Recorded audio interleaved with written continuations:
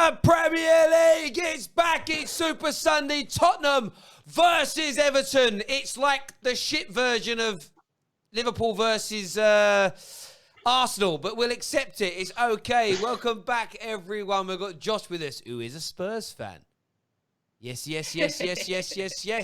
got KJ, who is a Man United fan. We tried to find an Everton fan. I don't know if any actually exist on the internet. But we've got David here as well. David, who looks like he's about 3 foot tall, the way he's got his camera angle. It's all good. Just finished his shift for Dino Rod there with his Illuminous jackets in the background. There's man. Boys, how you all doing? Yeah, good. Well up for the game. Can't wait. Obviously, you're a Spurs fan. So it's an intriguing game today. You're going up against this new Everton team that everybody's predicting to do well. You've got a full-strength team. Your new signings are in. How confident are you about getting a result today? We definitely haven't got a full-strength team, first of all, because the Lo Celso he's got like a strain or something. So he didn't make the squad today. He's probably one of our most important players, to be honest with you. I'm not too happy about that lineup. It was a bit predictable, very Mourinho, but I still think that we'll catch Everton cold. I think they've got 3 strangers in midfield, and I think we'll win. That's a good shout. For me, Lo Celso, he's been there a year. He's bought you a combined total of no assists and pretty much no goals. So I don't really think you're going to miss him too much, if I'm being honest with you. David, you're here. You're a Chelsea fan. You're here to watch your rivals play against Everton. You're someone who's been waxing lyrical about Everton a little bit. And I think maybe that's because you're of the generation where FIFA matters and you see Alan, you see James Rodriguez, or James Rodriguez, as we like to call him here in England. I'd love it if you...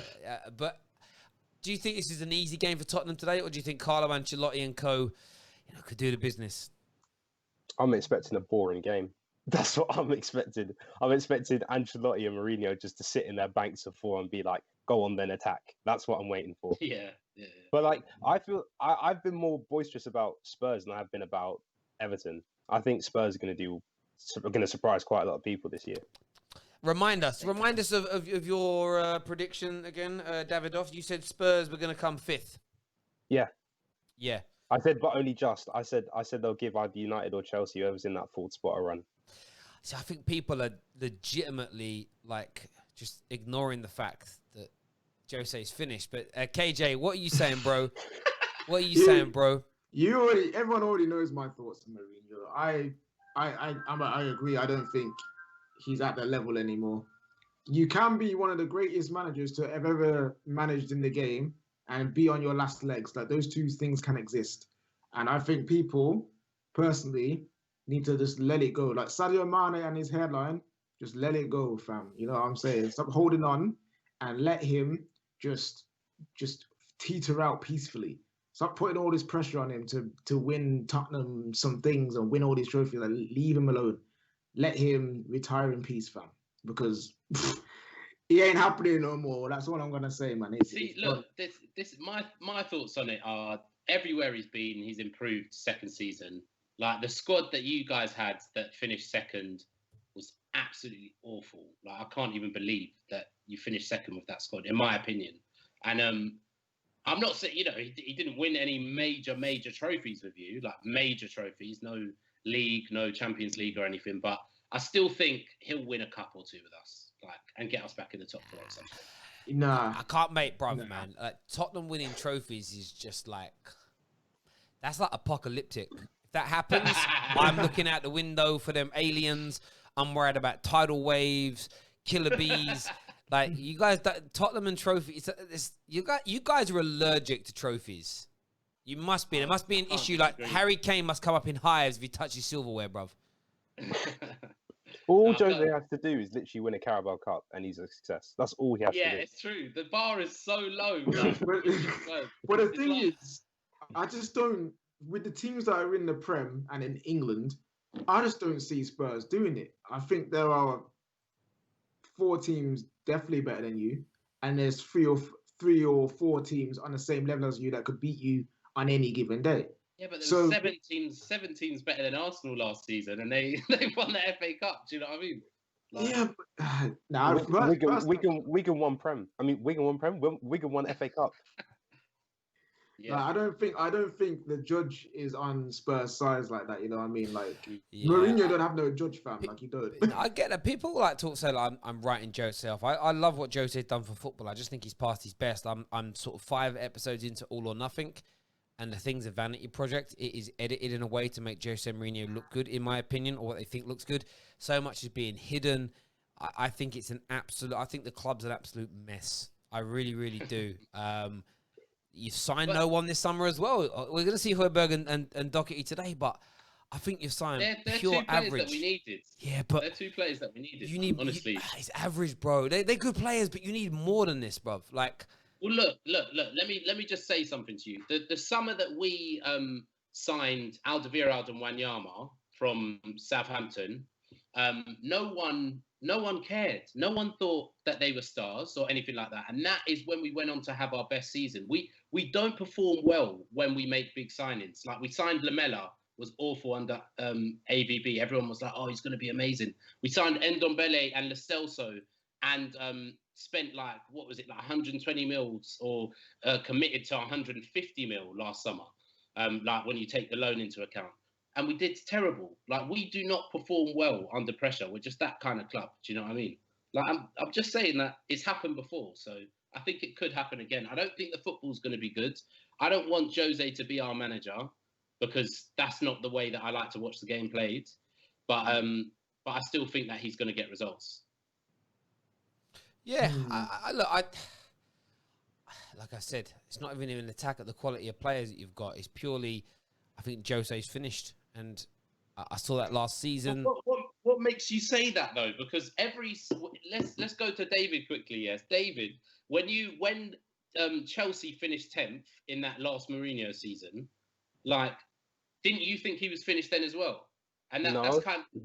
No, I didn't think he was finished. That was our players like, yeah, we don't want him here. Okay, fair enough. That's what Chelsea players do when they don't want to manage. They just sit down and go like, yeah, we don't want him. They'll play badly, and then we'll show up and ruin Spurs and finish off their league chances. That's what we do. But yeah, I've never thought Mourinho's been finished. I think he's been getting worse, but I don't think he's finished. Every club he goes through the same cycle of first season's average, second season is normally his peak, and then his third season it tails off. It's progressively getting worse though. Like, it was before, it was barely do anything but win a Carabao Cup, then win the Premier League, then the third season it'd all go downhill. When he went to United, he won. Did he win a trophy in his first season? We won. Okay, this is why I say the second season thing is a myth, because we won 2 trophies in his first season. Yeah. And the second season, we came second, but like towards the end of that campaign, we look awful. We look terrible. He said that's his greatest achievement. No, I don't care. You don't give up. You know what I'm saying? You show that you're ready to go again for next season. David, turn your camera back on, please. Is it not on? No, it is on. It's frozen. Turn it off and on again. Man's got that. Just quickly on back on the Lo Celso thing. There we go. Terry, you see Lo Celso. I'm not comparing him to Modric, but what I want to say is that you see how Modric didn't get any assists or goals. He literally would have. I think in 2011 he got something like 3 assists and 1 goal or something like that. But he was still our best player. He was better than Bale. Like that. That's what and that's the kind of player that Lo Celso is. He keeps things ticking and he kind of like makes the pass that makes the play afterwards. Do you know what I mean? So you can't go off stats. Maybe. Okay. I mean, and I take that on board. I think it's when I get people like unofficial opinion or elite opinion thrown up and tell me that Lo Celso is better than Bruno. Lo Celso is better than Pogba. If they're better than those 2 players, and I expect creativity, because that's what those players do. If you're going to tell me he's a dictator of play, that's one thing, and so I'm willing to accept that and take that on the chin. He's a dictator of play. Everyone who's tuning in, please do me a big favor: smash the like button, hit the share button right now. We're closing in on 1,000 live viewers for Tottenham versus Everton for our live fan stream. Josh, what are your predictions for today score wise? I'm going to go 2-1 Spurs. I don't think that we're going to keep a clean sheet because we haven't got Sanchez starting, who I was calling for to deal with, Richarlison and Calvert-Lewin. They've both got pace, and Dyer and Alderweireld, although they've got better defensive instincts, they're not they're not fast enough to deal with this. But if we sit deep and hit them on the break, I suppose it doesn't matter if they're fast or not. Do you know what I mean? But yeah, so 2-1 Spurs basically. What are you saying, David? What's your head saying right now? I think Spurs will win 1-0. I think it's going to be that kind of game. Like, honestly, Terry, I'm looking at you right now. You're looking a bit tired. You might fall asleep during this. Bruv, Yeah. I went asleep. I went out for dinner and I came home and thought I have a little half an hour power nap before doing the live stream. I ended up having an hour nap and I'm still asleep. Right now, all I really want to do is turn my camera off and lay down. I'm such an old man. KJ, what you saying, bro? I just think it's going to be a 1-1 draw. I think it's just going to be hella tight and boring, to be fair. I like Ancelotti. I think he's a very good manager, but I don't think he's got the entire squad right now to push and challenge. People are like raving about Everton. Like, we haven't seen this before. They spend loads of money and like look like they're going to do something and then they just die. Like, you know what I mean? Like, that's just their cycle. So, as much as I rate Ancelotti as a manager, I just don't think they've got the squad yet. Like, Alan, James Rodriguez. It's interesting you say that, though. It's interesting you say that, bro, because that's my issue with Jose. I'm just looking at Jose's cycle and how quickly things have spiraled. So the Ndombele and him situation, that normally starts with a player in year 2, but that started in year 1, which is why I'm writing them off. You look at the sort of situation. We look at Arsenal and we go, we're not going to get excited about Arsenal after one good game because their cycle is they can often do that and then flatter to deceive. I think that's the problem I have with Jose is it's once bitten, twice shy. Same with Everton. I want to get excited for Everton fans, but there's this part of me that I remember getting excited when they dropped 50 bars on Sigurdsson. You're thinking, wow, that's summer where they brought in Davy Klaassen, man. And you're thinking, right, here we go. Yeah. And they were dreadful. Dead. They were just all, you're like, oh, wow. They're not even bad. They were beyond bad. But I'm really excited today to see Højbjerg and Matt Doherty in Tottenham kits. Are they the real deal? Mo here says, Terry, you're just a hater. No, I'm so sorry. Oh, did Terry say something upset you? Terry say something make you sad? Oh, I'm very sorry. It's okay. I'm very sorry that Terry... I'm sorry. Calm yourself down. Terry's not in the mood, fam. I'm not in the mood. It's like if you're a pussy, fuck off. Do you know what I mean? Like I'm any messy. I'm just saying, if you can't take my opinion, and I'm melting. Fuck, do one. Not here for it today. I'm too tired. Do you know what I mean? It's as simple as that. Who are you excited to see today, though? Who are the players that you're really excited to see play today, KJ? Listen, the way this guy, absolutely enchanted me from the World Cup in 2014. Yeah. Like, James Rodriguez, I want him so badly to return to that form, because at that World Cup and even his first stint at Real Madrid, he was really good. You know what I mean? He was very good. And he was someone that I believe that, he could go on to be potentially the best number 10 in the world. It's a shame he hasn't worked out, but yeah, if James Rodriguez can find his form again and rekindle that what he was when he was younger, we got an exciting player to watch in the Premier League. I agree. He was such a player in 2014. It's just weird to see him now. I mean, did you see the meme of him holding the phone and then they put like someone like superimposed like a Tony Hibbert skills video on there and whatnot? It's like, I know it's harsh and everything, but there's an element of, if 6 years ago you would have said, oh yeah, in the summer of 2020, he's signing for Everton, everyone would have laughed at you. Because he was that good at that World Cup. Like, David, you must have been about 6 or 7 during that time. Like, do you remember him? No, I was 13. I remember it. I remember it. I remember the chest and the volley. So, boy, listen, that goal. It's not just him though. Honestly, like I think Decore, I've been happy with because we had links to him, and I was happy for him to come in if he was going to come to Spurs. Decore, I thought he's great, and Alan's, a couple of years ago, obviously I don't watch that much European football, but people that do have told me that he could be world class. Like so like signing those 3 midfielders compared to what they had, it's got to make a big impact, man. And to be fair, they've still got Andre Gomez again as well, who is a good player. He's serviceable, man. No, I know Andre Gomez is the guy who looks good but doesn't do anything on the pitch. Yeah. So Lo Celso then. No, a little bit. Actually, to be fair, that's actually not a bad comparison. But yeah, guy looks good on the ball, looks silky. He's got the hair as well. He's he's got it all about him. Looks like a footballer. But when you actually see him, you're like, oh, he doesn't actually do much. Yeah, I need to watch him closely then, because from what I've seen when he played for Everton, like he looked good in it. So maybe I just haven't been watching closely enough. But I'm actually worried that he's gonna go in on Son today, because Son put him out for 8 months or something last season. Yeah, no, that was an accident. That was a complete accident.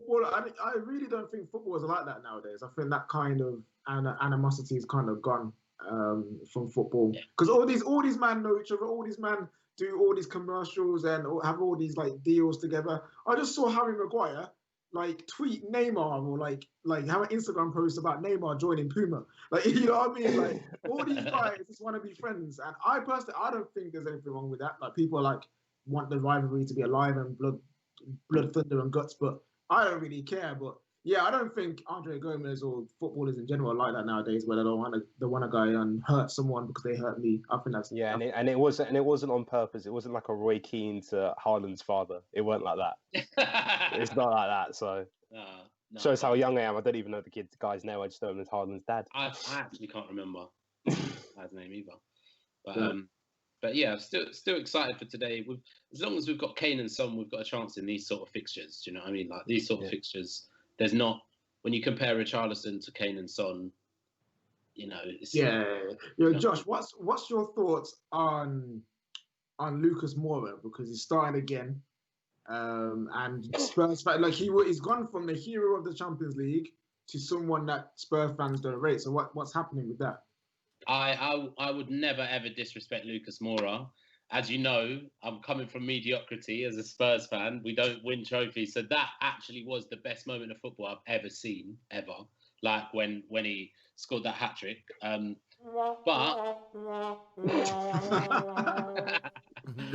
he shouldn't be starting over Bergeron. Well, look, to do what Jose wants to do, he should, because he made in the Arsenal game, he made 10 tackles and 15 ball recoveries or something. He is the most defensive winger you will see. The way he presses is insane, but his final ball is awful compared to Bergwijn. You know what I mean? So the comment I heard, it just says Lucas Moura is bald. You know what I find really weird about young men, especially there's such an obsession with men that lose their hair. It's mad. Half of you men in the comments, more than half, 65% are losing your hair. Calm yourself down. Trust me, bruv. And it ain't as bad as you young men think. It's really not that bad. People say to me, Terry, you're bald. And by the way, within about 5 years, calling somebody bald is going to be put into the same category as calling someone fat or anything beyond that. It's going to become a very offensive thing to say to people. On the bald thing, I will say this. I think it's more of an insecurity for Caucasian men. You know what I'm saying? I've seen black men go bald and they don't really care because they can just shave it off and they still look sexy. You know what I'm saying? But I've seen a lot of insecurity from the Caucasian men I know. Terry's looking at him you gotta get cancelled about their hairline, innit? You see, bro, do you know this is mad? Do you know what I love about this kind of conversation? What kind of namsy-pamsy are you talking to? Because for me, Jason Statham is looking good, bruv. You know what I'm saying? Phil Mitchell pulls girls. Do you know what I mean? I'm cool with it. You know what I'm saying? No, on a real level, I'm not offended. Again, I think what you just said there, Cage, that's almost just a false stereotypical thing. I know a lot of white dudes with no hair. Same as I know a lot of black guys with no hair. None of them give a shit. Legit. No one cares. But it's weird. But I get your point. People think it's a perception they do. It's when people say to me, I'll give it a football opinion, and people go, you're bald, though. I'm like, yeah. And that makes my opinion wrong because, do you know what I mean? And I'll still look at it and go, trust me, bruv, I can still take your girl. It's not even a problem. Do you know what I mean? I'll pull up in my brand new i8, and then she's like, oh, wow. Yeah, I'm like, yeah, I'm bored, though. That's going to matter, innit? Do you know what I'm saying? That's just the internet, though, man. The internet just looks for the first thing that it can to like rip you about. You know what I mean? Yeah, and I think that's what you say there as well, because people won't look at a white person and think, right, I'm going to go after his skin color. That won't be an area of sensitivity, because I think if you say like someone who's black, they probably think that there are things they can attack before hairline that would offend them. Does that make sense? And same with the women. Like women on to do YouTube, it's always get back in the kitchen. It's always go make a sandwich. Do you get what I mean? Like it's never. And then if that don't work, they go on to something else. You know what I mean? Normally, I feel like with white people that you attack, hairline's one, and their children. It's gonna be those two things people go after because they feel that they'll be sensitive about that. Yeah, I'm more sensitive about you attacking my football club than me personally. Do you know what I mean? I'm all good, but there we go. You see Gabrielle's headline? That's going.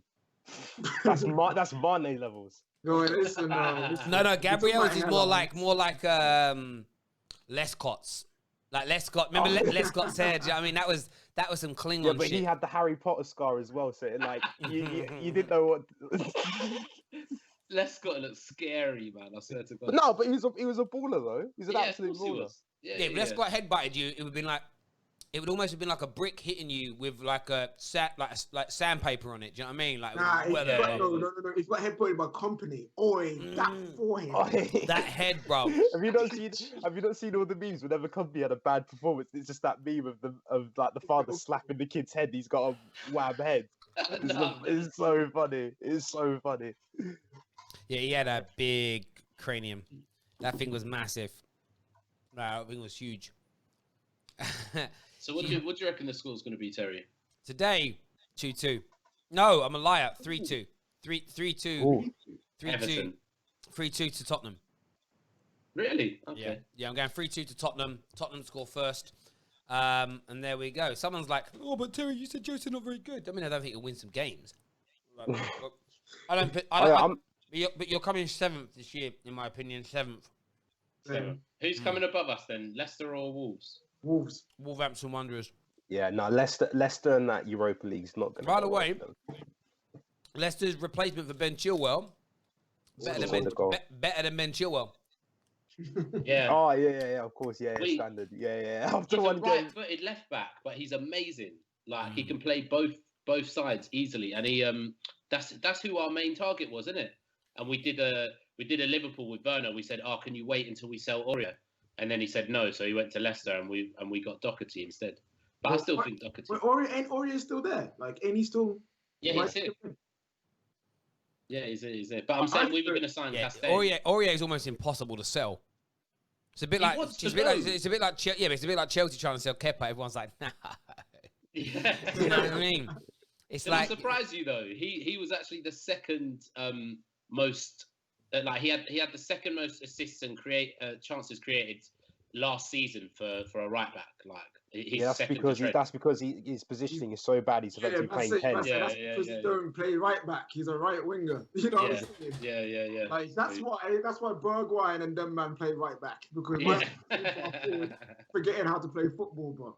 You know what I'm saying? I personally love Serge Aurier. I do, because he, like Eric Bailly, they're just funny to watch. Like, I watch them play football and I'm amused because they just do a madness. Like, and that's what I love about it. Them Ivory Coast boys together. It's true, isn't it? Beautiful. Yeah. Tottenham N17 here, obviously upset with what I said. He's come back with United getting 9th then. Okay, cool. I mean, that's what a rebuttal. What a rebuttal. Well, you're coming 9th then if we're coming 7th. He got you there. He's got you there. Awful. I mean, absolute gotcha moment. I'm going to shut my YouTube channel down after that. The embarrassment. How do I live? How do I live? David, you're frozen again, bro. What's wrong with you? What is wrong? Bro, I don't know what's going on. Bully him into getting new internet. Bro, you need to go, 1, speak to your mum about new internet, and 2, beg your mum for a new laptop or new something, bro, because whatever you've got is janky. Christmas is coming soon. You're like, mummy. Do you call your mum mummy or mum or ma or mother? I call her mummy. I have to call her mummy. What? Yeah, I know. Yeah, bro. You're actually telling the truth, isn't it? Yeah, what? You call your mum mummy? Yeah. And you're old enough to buy alcohol and vote, yeah? Yeah, but I don't drink. No, but that ain't the point. You're like a grown man. Do you know what I mean? Hair on the chest. Do you know what I mean? Yeah, but I call my dad dad, so it's a bit weird. No, Yeah, that would be Bro. taking the piss, calling your dad daddy. Yeah, By no, the way, Yeah. so David, you call your mum mummy. Please tell me Yeah. you're not still like eating off the Sucking on breast. that teeth. Like, do you know what I mean? No. Bit Wait, bitty. listen. I think you need to go back to sleep. Wait, no. Listen, that reminds me of a story. Yeah, that they got told on a podcast, and basically this woman was like texting like her like situation, and the guys on the podcast was going to talk about it. But so apparently she was getting married to this guy, yeah, and then the night before the wedding, she walked in on him sucking on his mom's breast. Wow! No! And it was like, apparently he did it because when he gets nervous, that's what they do. And I was like, Was he white? I think these are black people. I was saying that sounds like a white middle class thing, bruv. You know, bitty, like you know what I mean. That's it. Oh, you know, like them men with no jaw. You know, them men that wear chinos and running shoes. Yeah. Do you know what? When I see white men like that, I'm like, I just look at it and go, I'm not you. Please don't everyone ever look at me and think I'm one of them. Like where I live is a little bit middle class now. I see so many men dressed like that, and I look at them and I'm like, right, straight away I'm like, get me home, get me in a tracksuit. Let me get my Air Max on, please. I can't look like them. I can't do it. I don't associate. I have zero connection. It's like, you know, ball patch being covered up with one little bit of hair. You know what I mean? Bum bag. Oh, yeah. When Terry leaves the house like a roadman. Yeah, he does. Dave, I beg, please don't be that guy, fam. Please. What? Don't be what the guy on his wedding day? Listen, David, Yeah. I need No, I'm you, not that David, guy. I need you to go into your mum's room right now and be like, yo, woman, sandwich. Get that mummy thing gone. Mummy's got to go. Mummy's got to... Bruv, you know if you bring a girl home and you say mummy in front of her, she leaving.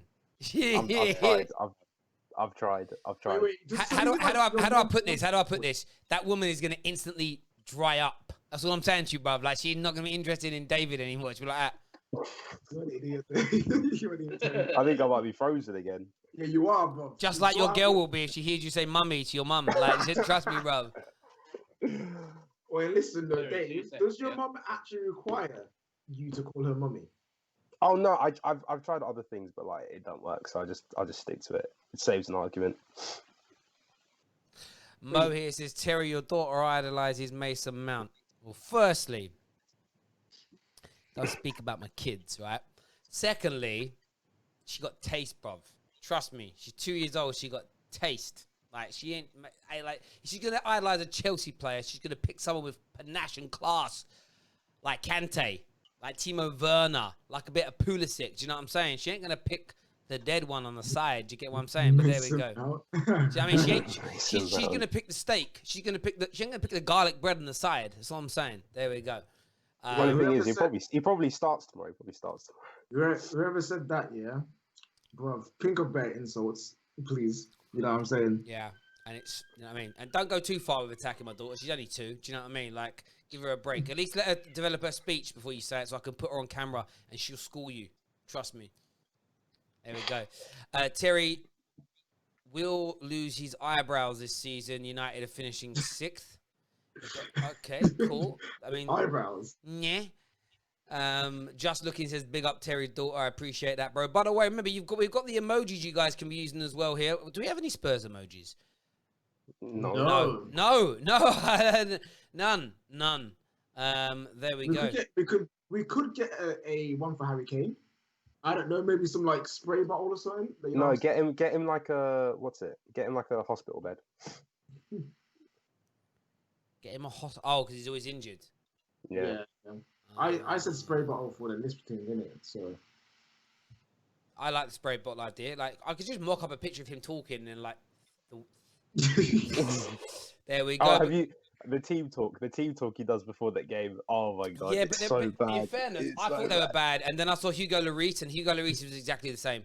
When you get later on, Hugo Lloris, they all do the same thing. It's like, we want to win today. Yeah, we're gonna win. Yeah, let's win today. We're gonna win today. Yes, let's go. I'm looking at it going, that's inspirational, isn't it? But I don't know. Maybe that's what it's like. I don't know.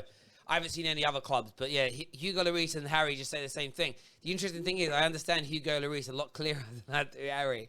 Harry's a bit like, hey, where the fuck are you in there? And I'm like, okay, I know it. Shit. And I'm like, wow, go on, Harry. Go on, Harry, boy. That's all I hear when Harry Kane shouts. You know what I mean? It's got that. England's captain. Yeah. But you know what? At least he's not abroad doing a madness, isn't it?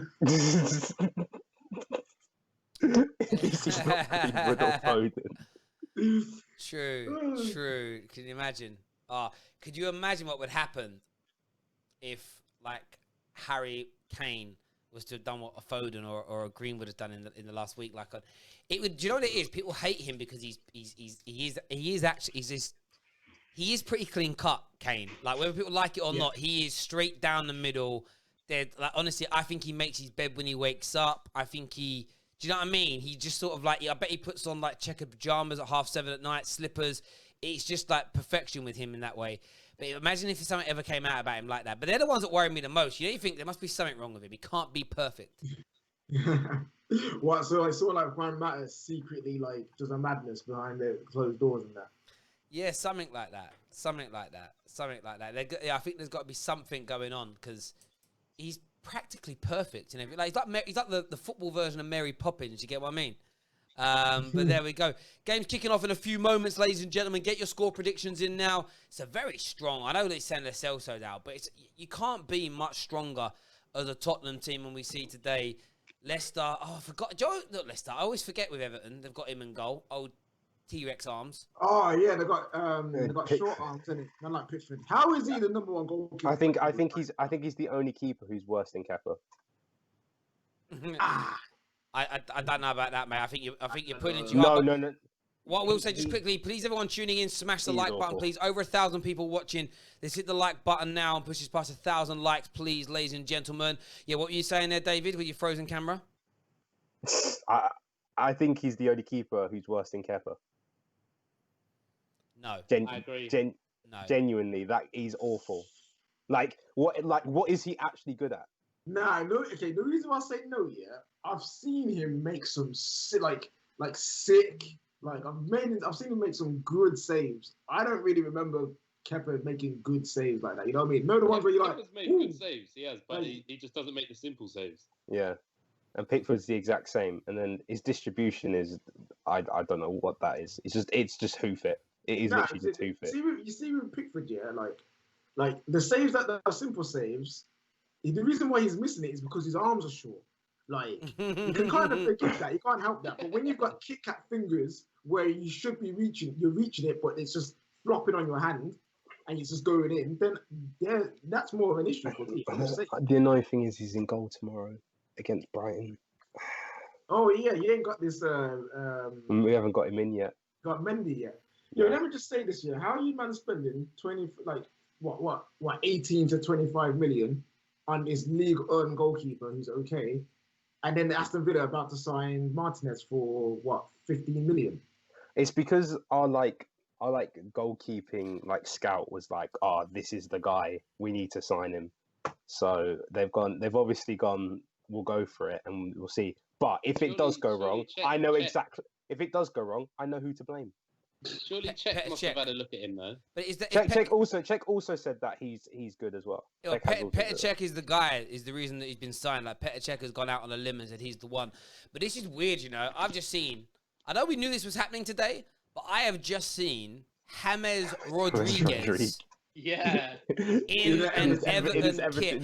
And no, even stranger than that, I've just looked at the bench and seen two of the greatest managers of the last 30 years coaching in a game between Tottenham and Everton.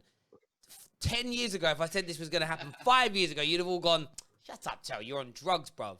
You'd be like, you're on drugs. No wonder your hair's falling out. You'd be like, no way is that happening. Ladies and gentlemen, smash the like button, hit the share button as well. We're the second biggest current watch along going on YouTube for this game. So big up yourselves. And we're not even a Tottenham fan. We barely have any Tottenham fans involved with us as a channel. But we're here. We're the neutral ones. Everybody else, you're going to get the bias on there as well. We can't take any additional callers that are trying to phone in. I will take anyone in place of David, though, if they've got a camera that actually works. It'd be great. It'd be absolutely brilliant. But here we go. Kickoff. First Super Sunday game of the season on the Football Terrace. Hit like buttons, hit share buttons, hit retweet buttons, and all that jazz and hullabaloo. Tottenham are kicking from right to left here. Oh, it's going to be interesting. It's going to be interesting. I'd love to know what minute are you guys on in your game? What's your game set? Mine hasn't started yet. Same minute yet. So I'm on 27 seconds. Yeah, I'm waiting for kickoff. It's because you're watching it on the TV. Do you know? Yeah. Can you pause yours, Josh? I can pause mine. Yeah. So I'm going to pause mine now on 41 seconds. If you do the same on 40, and then we'll wait for these guys to get, and then we'll go, and at least we're all watching it at the same time, ish. Yeah. At least then. Okay. So let me I'm know. Still waiting for it's still telling me what the commentators are. I'm waiting for the seconds to come up. There we go. Yes. So 40 what? 41. Pause it on 41. Okay. And then we'll let these men catch up, and then we'll go from there. Not sure about Dele Alli's trim. I'm not feeling it. I'm not sure about Dele Alli, period, to be honest. No, I think he's going to have a good year this year. I think he's having a good year. And boys, when you guys get to like 35 seconds, let us know. We'll get ready to press play our end. Where you boys at? I've got the commentators bit. I'm on 30. I'm on 25. All right, wait for David then. Cool. Actually, do it. You do it when you're on about 39, KJ. We'll go from there because you two are not quite synced yourselves. Otherwise, it will not be working. I'm 40. I'm 42 now. So cool. Let's go. I'll press play. There we go. We're pretty much the same. Yeah. I'm on 46, so I'm all right here. Yeah, same. Okay. Stroll there from Højbjerg. Højbjerg had the most ball recoveries last year of any Premier League player. I still don't. Yeah, see, defensive. But I remember signing Morgan Schneiderlin from Southampton because he was one of the best DMs in the Premier League, and I remember everyone being jealous we got him. You know, people were like, "Oh, I can't believe United got him," and that didn't work out. He died. Fam. I was so sad. Yeah, I thought that was the DM that was going to take us to the next level, and he really wasn't.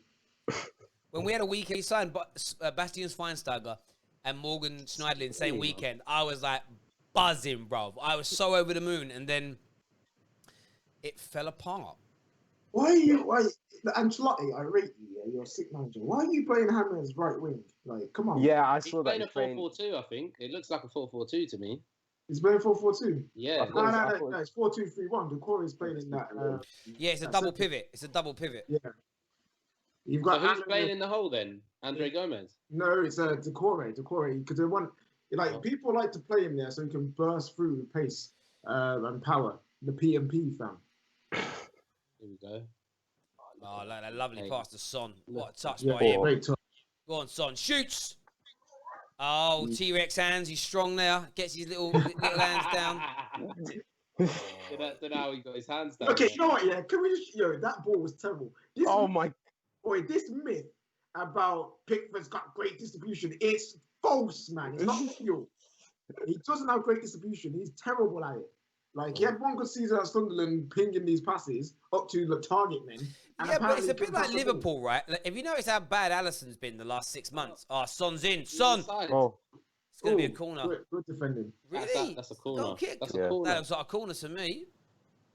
Son wouldn't lie either. Son's like not that kind of guy. He's not, is he? No. he'll say it for the other team. He'll be like, no, ref. Do you know what I like about him? Like, he's like any footballer. He cares. When you saw the footage on All or Nothing when he got sent off, even when he was angry, I didn't believe that he's angry. He was sort of like, "There's no red card." I'm like, "Oh, he's so soft, isn't he?" Oh, you know that man. He moisturizes his hands twice a day. Easy, that boy. You can tell. You do. This guy went through some serious military training, you know, and he got top honors. Like he is. I know what you mean. Like he's so nice. He's a really, really nice guy, innit? But he's not a dickhead. Like. Yeah. Do you know what's interesting as well with this Everton side? I'm actually really intrigued to see Decore in the sense of he's in a better team now. Go on, Hammers. Lovely pass. Is Gomez. Yeah. Dinks it in. Oh. Richarlison, why did you do What was that? What the heck? That 93 team of the season bagged, and he just done that. Yeah, no, the thing is, they did that for money, fam. Like, Richarlison didn't deserve a team of the season. Yeah, should have gone to Tammy Abraham. Who is in team of the season? No. Richarlison. Richarlison got team of the season. Yeah, well, there's like 20 team of the season cards for like the Premier League, so it doesn't really count. Yeah. He didn't get the official one. No, it's Nah. subs bench. I rate Richarlison, man. Like, Yeah, I think they've got a chance with that midfield and Richarlison and Calvert-Lewin. I don't really rate him that much, but he's done well under Ancelotti. I think they could easily beat us. You know, Alan with that wonderful. Oh, class. Yo, Alan's one of those man on FIFA that everyone used to use because he was good, but no one had actually ever seen him play. What minute are you guys on? 440. 4:45. Yeah, I'm just on making sure, about to 'cause- say, yeah, I think we're all within sort of like a few seconds of each other. Lucas? Wow. Do you know what? This Everton, I don't know why. There's something about this Everton team. Like, every player that picks up the ball, you're like, normally with Everton, you're like, who's got it? Oh, it's Tony Hibbert or whatever. Suddenly it's like, oh, it's Decore. That's James Rodriguez. That's Oh, okay, he tried it. He just This opening 5 minutes, I think they've definitely been the better team. Yeah, but this is Jose football, mate. Harry Kane. Oh, he put Son in. Go on, Son. Oh, unlucky. Great defending from. Was that Coleman? Yeah. Yeah, great. Seamus Coleman is one of the Underrated. one of the best. Underrated. One of the best buys in Premier League history. Yeah, 180k or something. Yeah. What do you call it? He keeps Doherty at the Republic of Ireland team, innit? Oh, Harry Kane's passing is so good. Oh, that's what you call? Yeah. Oh, Alan.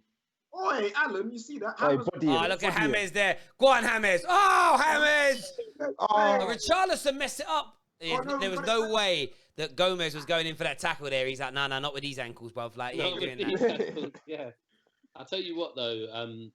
Dele Alli's like two or three times already within 6 minutes. He's dawdled on the ball. His decision making. Like, I honestly think that he should be a squad player for us.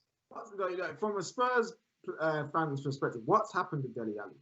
He was never that great. I'm telling you that now. Like, I love Dele Alli. The funny thing is, he's one of my favourite players because, like, he scores such important goals and he loves scoring against Chelsea, innit? But like, he should be like he should be a squad player. He should not be starting. He's not. This is what I said about Donny van der Beek as well, yeah? And he might prove me wrong, but from what I saw of him at Ajax, yeah, he's a similar type of player. He's good for stats, isn't it? Bro, let me just say, I've been watching so much of Donny van der Beek. Donny van der Beek's touch, passing, anticipation, the way he can thread a ball through the eye of a needle. Dele Alli ain't doing that, bro. Fair enough. I'm just saying, I get your point. Okay. That's lovely. Oh, the pass from James. It's cleared. Everton are here, you know. Everton are saying, yo, stand up. Listen, we're here, bro. You open them ears, bro. We're here for you. Tottenham are good. Hammers, he's not done like anything outstanding, but he's looking sharp. Yeah, he is. Do you know what I'd say about James as well? If I could grow, I'd love to have hair like his. Like, I'm just saying this from do it to yourself, Terry. You do it to yourself. No, I would. No, I'm not upset that I don't have hair. But if I was gonna buy hair, which I am gonna buy hair back again, right? That's how I want it to look. I want it to be like, it's just like, it just looks good as well. Terry's having that Conte work done to him. Bro, honestly, you guys, I'm going to go live stream soon. I'm going to give you guys that Ashley Young moment where suddenly we're like, hair. It's just going to be like that. It's gonna... Actually, yeah, I should, rather than my own hair transplant, I should get up one of my boys, come with afro, just like completely new hair. Like, wouldn't it be amazing if you could do a hair transplant like that? You could get hair of somebody else. like a weave, but permanent. Yeah, I wouldn't do the dreads. The dreads would be a bit much, I think. It's a good start, though, to this game. To be fair, I'm surprised by Everton, to be fair. I thought there would be more trying to sit back. Do you know what I would say, though, right? When it comes to, like, even like the likes of Gomez in the middle, when you suddenly add the likes of Allen and Decore with him and Rodriguez in front, suddenly, they're playing 4-3-3, I think, actually, rather than 4-2-3-1, Everton. But I think you add that extra quality, and you'll suddenly see an improvement from Gomez because he's suddenly got better quality around him. Do you get what I mean? You'll see better from Michael Keane because he's passing into better players. And I think that's the thing. Oh, Richarlison. Oh, you're definitely in front of us slightly. Oh, sorry. It's all right. No, that's cool. At least we know. Look at that. You see, that's Delhi there. That's Delhi. Oh, He's oh. decision making, man. Good defending. Good Oh, defending. hello. Oh, they're on the counter. What second are you on, KJ? I'm on 9:15 now. Okay. Mine jumped ahead for some reason. Fair enough. You're awake now. Hello. You can say hello. Yo, Lady Freya, what's hello. up, man? Say hello. Hello. You alright, Freya? Who do you want to win today, Freya? You say Tottenham, you're moving out. Tottenham like granddads. I love how she comes onto the show and just never speaks, but she just loves being here. You gonna speak? A bit No. like Prime. First 10 minutes of the season, I'll say that right now, I'm not happy with the way Jose is setting us Say up. bye. Say bye to everyone. Wave. There you go. Go on then, off you pop. See you in a bit.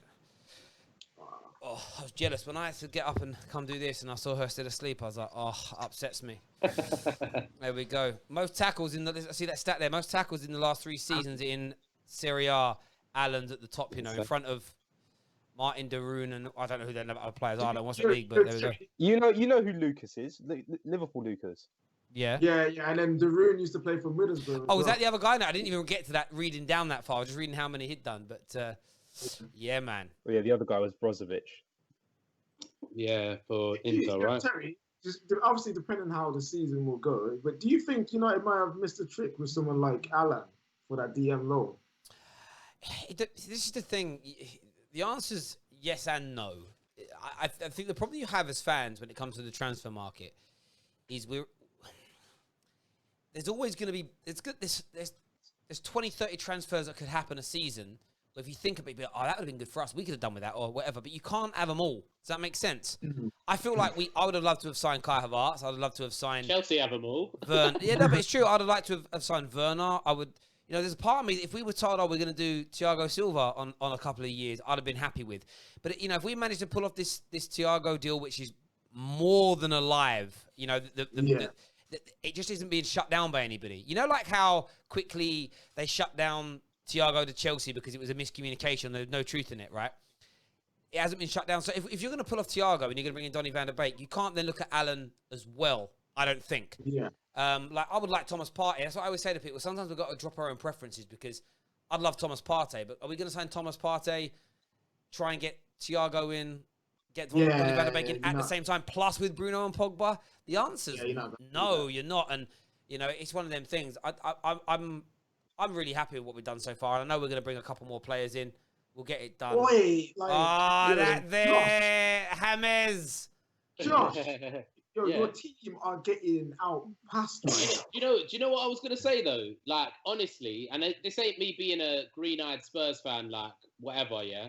Honestly, we're actually defending well, better than I've seen. No, like, because they're playing really well, but they're not getting any cut, any... So what I'm saying is this, right? See, this is... You know what? When I look at Everton have played better football in its opening 12 minutes than I saw from Leeds yesterday.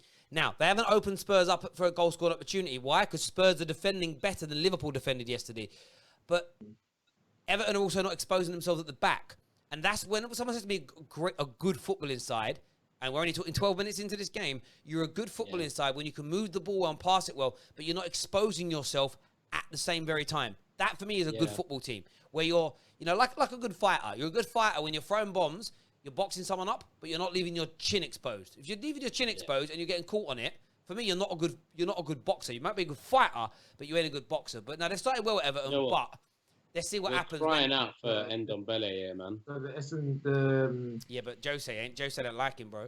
By the way, thank you, Alan, who's become an official member of the Football Terrace. Thank you very much, my friend. Really appreciate you signing up to the channel like that. It means a great deal. Everyone who's tuning in, please keep hitting that like button and please share this stream on social media platforms. It's really important to us. So far, only one shot in the game. That's been from Tottenham. No shots to anybody else. But 68% of the ball has been with Everton so far, which is pretty significant, I would say. I'd say that's Jose ball, isn't it? That's we beat Leicester. What was it, 4-0 at the end of the season on I think we had like 38% possession or something rubbish like that. True, very true. What's interesting is that your guy, like people will argue which is true that Mourinho doesn't play defensive football against teams who are better than them. But with this game here, I would personally think Spurs have the better team, but yet they're still allowing. I would say KJ that Everton have the better midfield, and the midfield's the most important for dictating the game. I would definitely say I didn't expect them to be this good this early, but they're better players than we've got in our midfield. Winks and Højbjerg against Allen, James, and Decore. There's no. Even Andre Gomez is on par with and what I will say as well, we're 15 minutes into this game, I would give it a little bit more time, because sometimes you get like Everton could come out and they could just throw a lot of energy into the opening 15 minutes trying to, create opportunities, and Tottenham might think, okay, well, we'll sit back, absorb it, and then we'll go again. You might find in the next 10 minutes, Spurs have 60-70% of the ball again. Does that make sense? Like that happens quite often in games. Like I saw it happen to United a lot at the end after lockdown, where we go and start games, only in 10 minutes we barely touch the ball, and people are look, see, we're not playing good football. So just give it a minute. The team's really trying hard against us. They're going to be knackered in 10 minutes. And that's another thing as well with Everton. I don't know what the collective psyche's like. Tottenham score, and they've got that grit to keep going. I don't know. I know they've got really good players there, but I still feel like the team's. I still feel like a club's ethos doesn't leave. Like, look how good Spurs have become with individual players. Lovely. He lost the ball. Like, they've been really good. They've become really good with individual players. Oh, hang on. Oh, he's in. He's in. Jonathan. No! Oh no! You bum!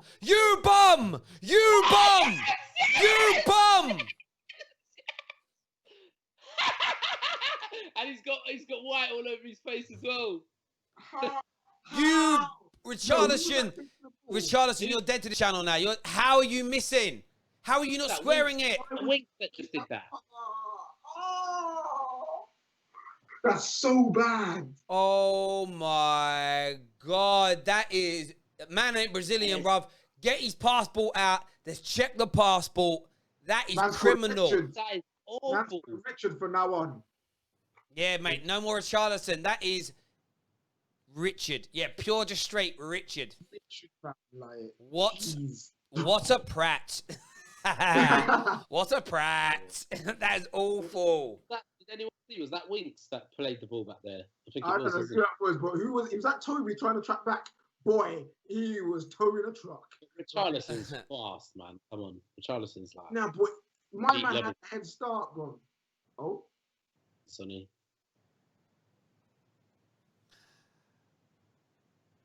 That was. I can't believe what I just witnessed there. I just was here and goal. I knew it wasn't a goal though, because I know KJ's a second ahead of me, and KJ just sort of went. And KJ pulled a face like, you guys wait and see what happens here. David was trying to pull a face, but David's frozen again because David's got an Atari 64 computer he's streaming on. 64. David's streaming off a typewriter. Has he even spoke for the last how many minutes? I think he's gone. Yeah, he's gone. All right, guys, Skype lines are now open. Anybody else wants to come on Skype with a camera and a mic, call in. I'll get you on the air. David's been demoted. David's finished. David's gone for some bitty.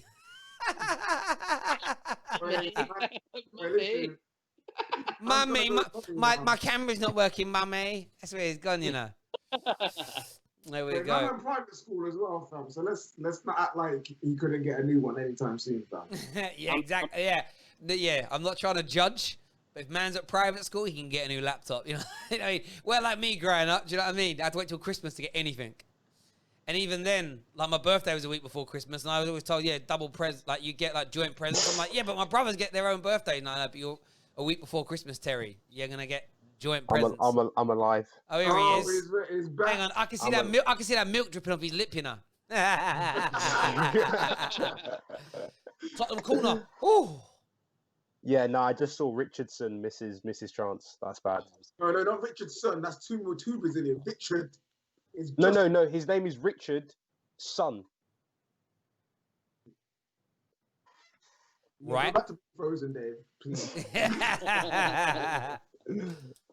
I didn't realise that too. You know, we were playing Iceland the other night and they were talking about names, the way surnames are done in Iceland.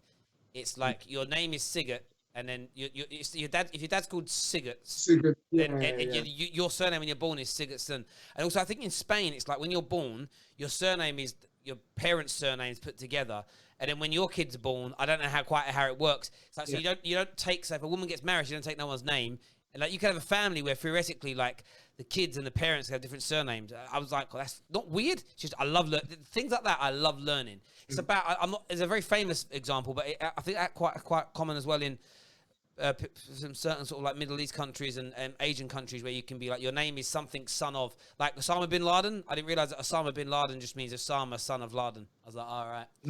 Okay. Yeah, not that you want to name yourself after him. No one wants to be. I'm just saying, like, that's the example. You get a lot of bin something, and bin means son of, I think. Oh, thanks. Yeah, I've got friends who do this thing where, like, when they're born, they take the name of their dad and have their middle name and then their last name, but you call them by their middle name. So, like, I don't know. What country they're from? They're Canadian. The ones that do that were Canadian. Like, those guys literally. Like one of my friends is called Joey, but that's not his birth name. That's his middle name. Like his name after his dad. Come on, Delhi. No. He's such a dawdler, man. He's on the ball. Dilly Dally, not Dilly Dally. This guy, man, honestly.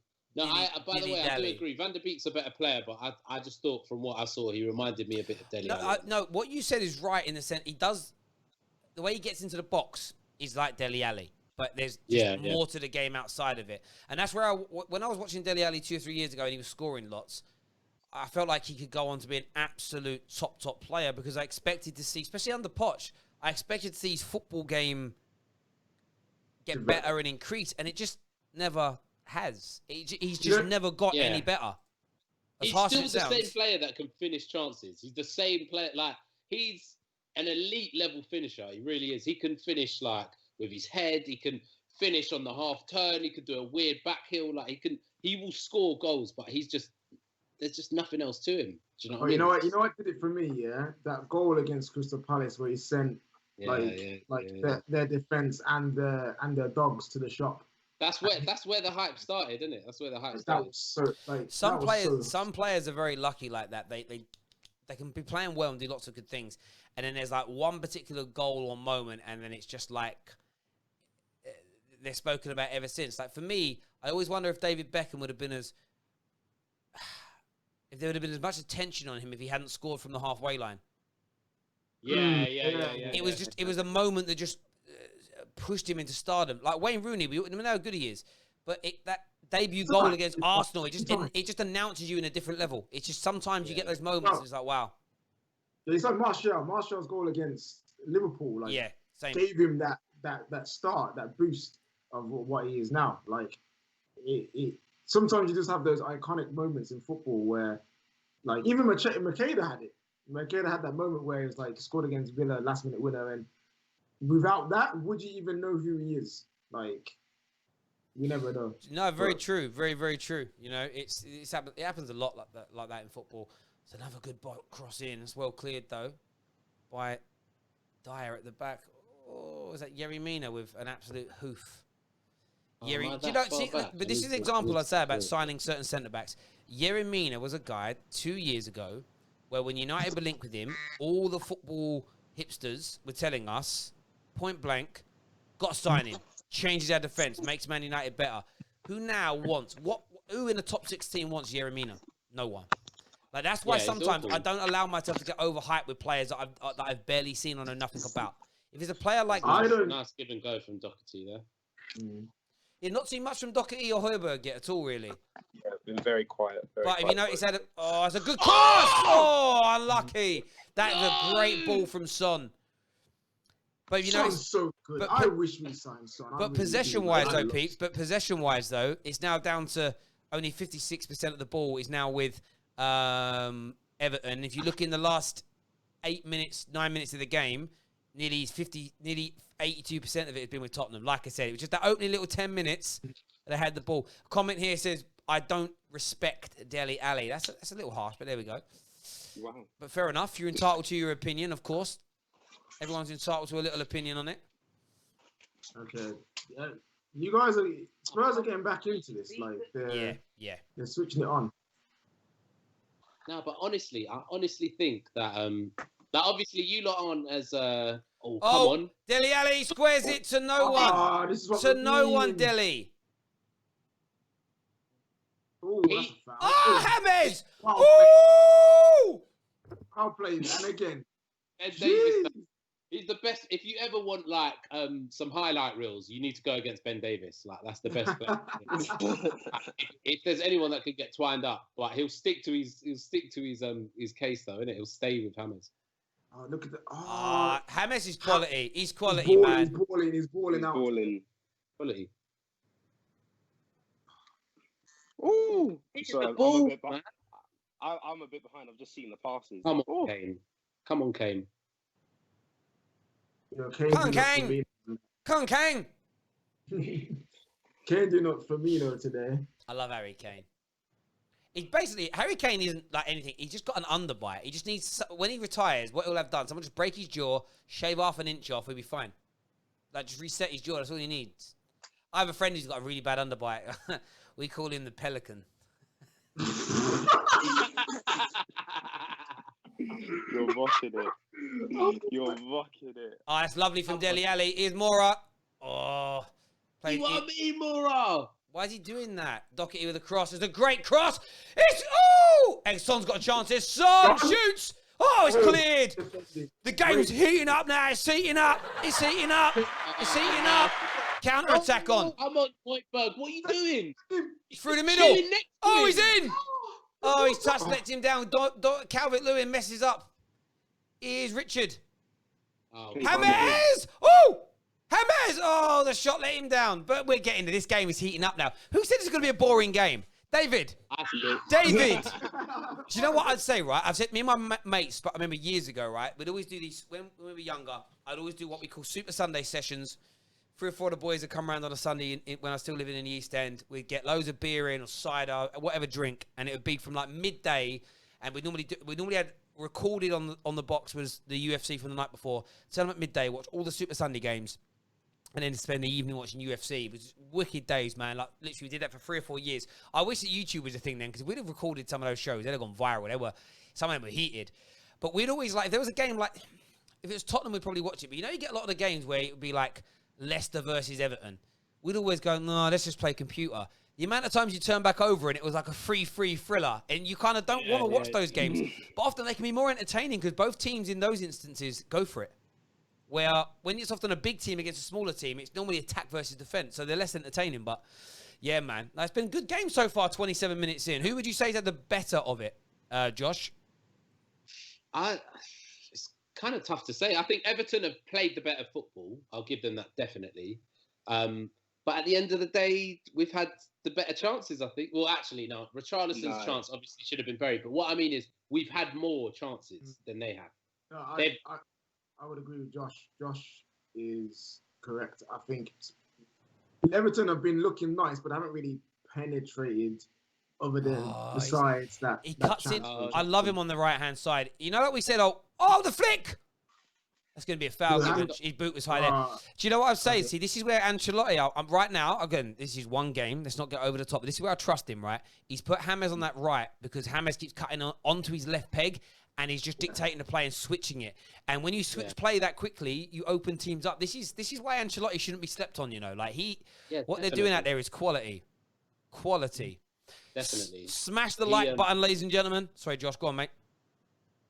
No, I was just going to say that James is class. Like, today, I didn't expect... How old is he now, by the way? 27 or 8, something like that. He's got on. He's going into his prime ages now. Yeah. Yeah. Not his Latimer's prime, like his prime, actual prime. But you know what? It's interesting to see him play right now. I was going to say, what's up with Latimer's prime looking like have hope light with his... Oh, God. Oh, my Lord. He's 29. Yeah, he's 29. I just saw it. I just looked it up. Oh, wow. I mean, he did just turn 29, but yeah, he's 29. Yeah, but I got a shock yesterday like that. I didn't realise that Mark Noble was 33. I still think with Mark Noble as being this 23-year-old that's got like his way, like some of these players. Mark Noble's a bit like Lingard in the sense of the way some West Ham fans talk about him is like he's still developing. I'm like, bro, he's retiring soon. Like he ain't developing anymore. It's crazy, but yeah. Mark Noble needs to stop starting in that West Ham midfield. I swear, it's just holding them back. They're getting relegated along with Fulham and West Brom. But that's not Mark Noble's fault. That's because they just don't invest. Like I think he even said it himself. Like, we need to look beyond me now. Like, he's 33 years old. He's also played consistently, like, for 13, 14 years. He needs a break. Latimer's Prime in the comments here says, didn't Terry call Don Carlo finished and dead after the Merseyside derby? Probably. Because they were dead that day. They didn't play football. But if he comes back and resurrects himself, then I'll say he's alive and well. But up until that point... You say the same about Jose? Pickford! This is what I mean. It's a myth. It's a myth. It's an absolute myth. I don't care, man. He should be nowhere near the England squad. Do you not see what I mean by he might be... Here's Richard. Come on. Richard. Oh, what are you doing? Flex. Yeah, look, so on Latimer's Prime, on your comment, yeah, like I did. He did look dead to me because I felt it was an embarrassing performance from him and whatnot. But you can always come back from being dead. We know that. Our Lord and Saviour, Jesus Christ, proved that to us. So at the end of the day, it can happen. And if Jesus can do it, Ancelotti can do it. Do you know what I mean? Well, because we're not actually talking about someone being literally dead. I'm talking about... tactically, but there we go. One thing, by the way, I said about Jose, let me get this right. I don't think Jose's system or style was anything wrong with it. Him, the man. There we go. James crosses. Oh, that's a good cross, but Dele Alli clears it. What clearance was that? Was that a wide midfielder role? Like, he's not playing the traditional winger. He's not even playing an inside forward because inside forwards are more further up and cutting in towards the box. He's literally playing that wide midfielder role where he's creating from the right-hand side, and it's working. Like, yeah, I mean, this is where it would be interesting. Is he's playing there now? I think he's causing problems because maybe everyone expects him to be in a 10 role or whatever. It's when people put a plan in action to stop him having so much time on the ball so he dictates play, then what does James do? And maybe that's why James actually hasn't succeeded at Madrid and Bayern how we all thought he would, because once you stick a man on him and once you nullify his space, maybe he has not much left after that. I always felt the same with Lewis Nani. When Lewis Nani had the freedom of the park, he was as good as any attacking inside forward or winger in the world. As soon as he had someone on him, man shied away from it, couldn't handle the battle. Corner here to Everton. Got a lot of men in the box. Got these three players on the edge of the box as well. That's interesting, Mina you know. as well. Look, Dyer's losing Mina there. Mina's a problem at set pieces. Oh, Lucas, that's the only thing he's good at. Lucas. Go on, Lucas. Lovely by Lucas. No. Opportunity. He has to find Son. He does find Son. Come on, Go on, Son. Come on, Son. Go on, Son. Harry in the middle. Pass it. No. Dele. Go. What a save, Pickford. Harry's right there. What a save by T-Rex hands. Oh, my God. Oh, How did he get to that? Why did you choose that? Look at him. He's right there. Harry, just pass it to Harry. Look, Harry's gutted there, man. He's gutted. Harry's like, what's going on, bruv? What's happening here? It was a good shot from Ali, and actually. Oh no, it was right at him. No. Pickford almost didn't get to that. Look at his hands. Oh, he's got to put it in the corner or something, man. But nah, he should have played through Kane. He should have. He was ready. Kane's made that run. Repay the big man. Fair play to Lucas Moura, because he could have easily missed that pass to Son. So that was good. Yeah, he did. Yeah. But that was a good save, though. Corner here, it's in. Oh, it's well cleared there by Michael Keane. He's offside. Oh, bit of a slanging match there. I like Seamus Coleman. I like him. Do you know what I like about him a lot as well? Is like just one of them honest players where I don't think even Liverpool fans dislike him. It's like, he's a good guy. He's just a good guy. He's got to be in his, like, what is he like? I think he's 32. He's got to be in his 30s now, yeah. But again, he was another one, right, where United fans for 5, 6, 7 years, we've got to sign him, desperate for him. Yeah, he wasn't that level. He's just good. Yeah, him and Leighton Baines, man. I was like, oh, the Leighton Baines link. Leighton Baines. They had the best penalty specialist. Yeah. They had the best fullbacks in the Prem for a while, though, innit? Like, attacking output-wise. Remember under Roberto Martinez when they had that one good season? When Lukaku was banging. Yeah. Oh yeah.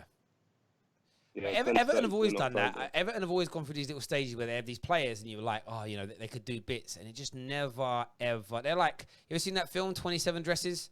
Do you know what I mean? Where she's always the bridesmaid. That's Everton. Everton are worse than that. They're not even bridesmaids. They're like page girls. Tottenham are the bridesmaids. Everton are the page girls. Flower girls. You know what I mean? Page boy type thing. I see bare people saying United need a striker in January or like need another striker to help out the team, and people always mention Calvert-Lewin.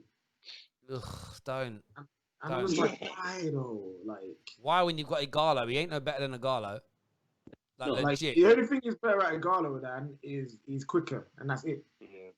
Like, other than that, they're basically the same player. Bro, I know. Because we talk, you watch too many of the negative Man United fans. That's the problem. Got to stay with them positive ones, bruv. Someone here says Coleman is world class. That's Rastaman says Coleman is world class. Terry. I think there was an argument once upon a time. Maybe he had a world class season. Yeah.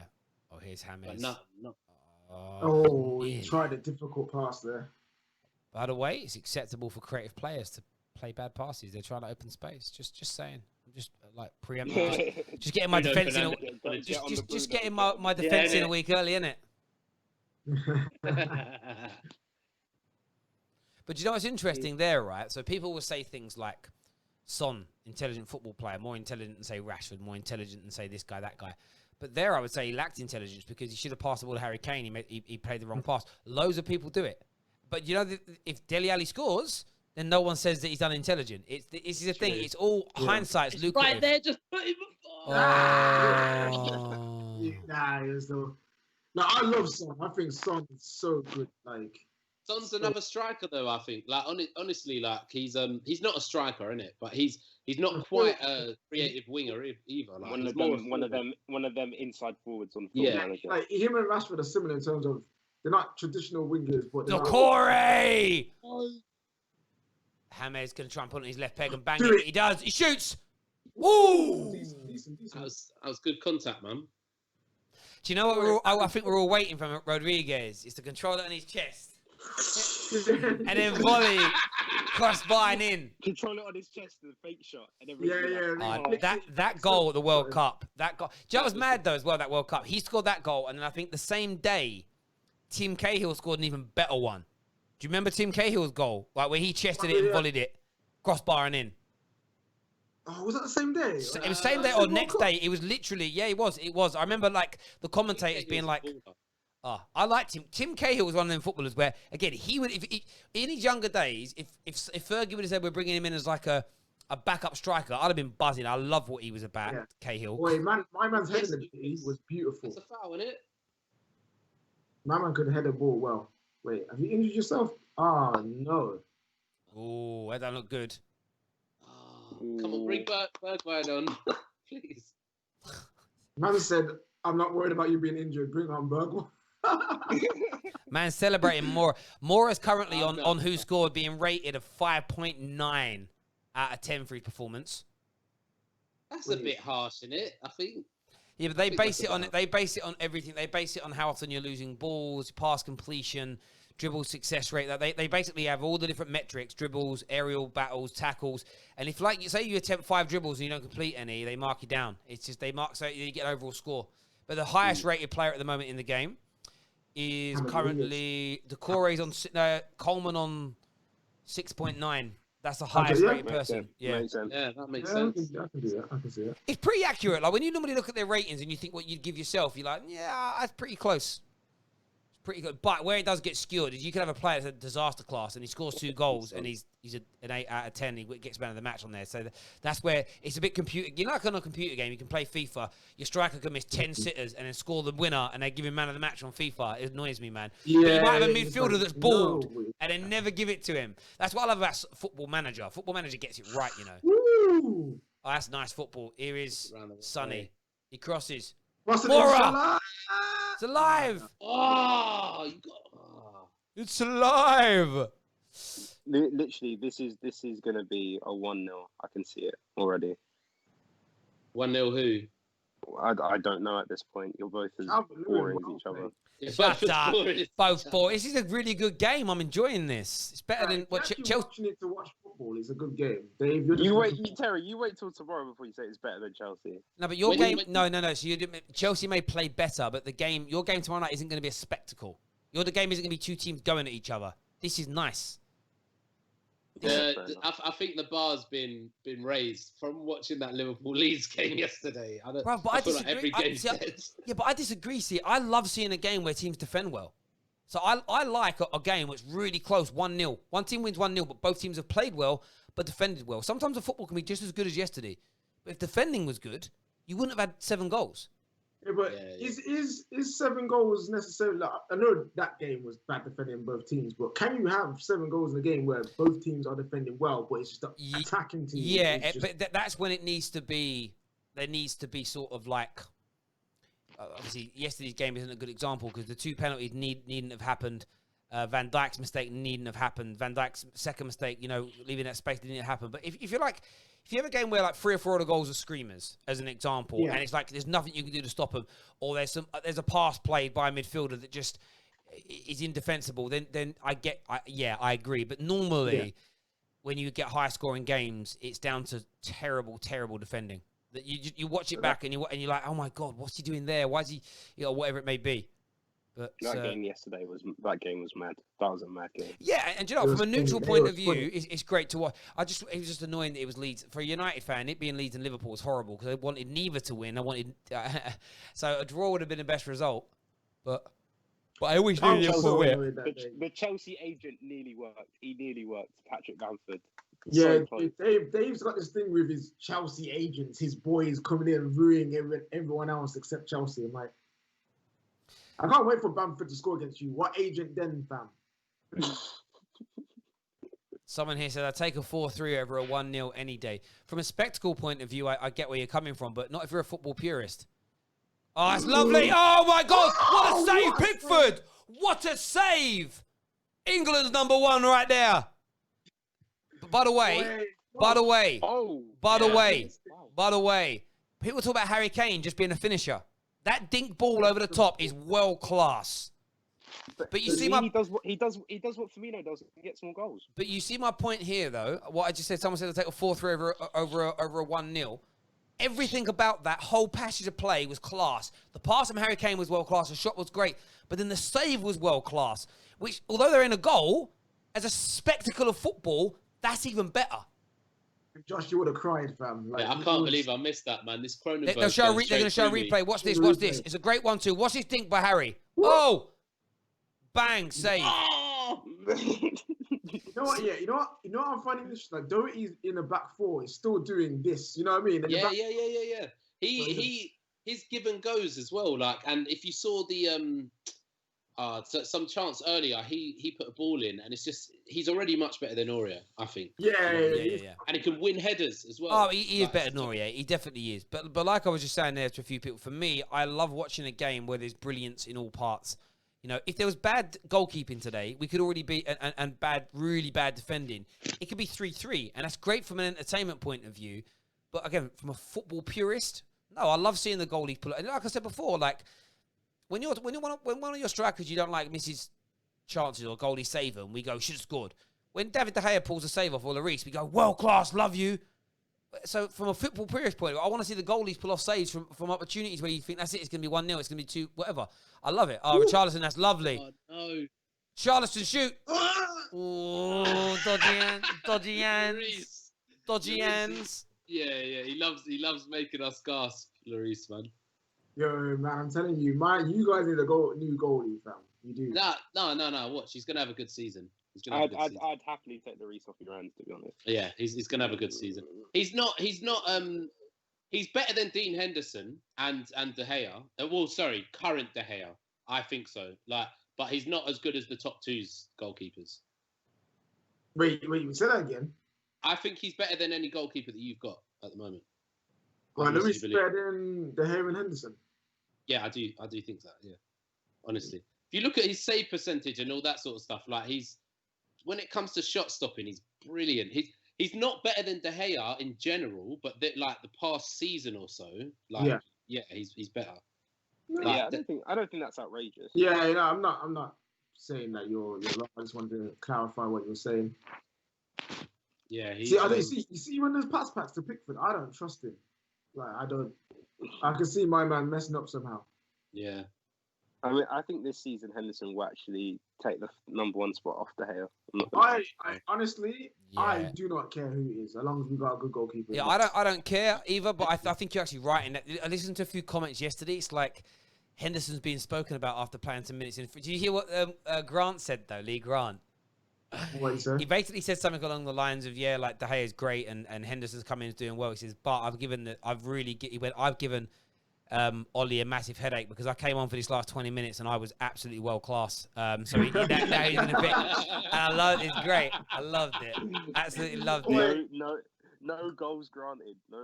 Lee Grant, yeah, like he's been like the best goalkeeping coach / player that we've ever had.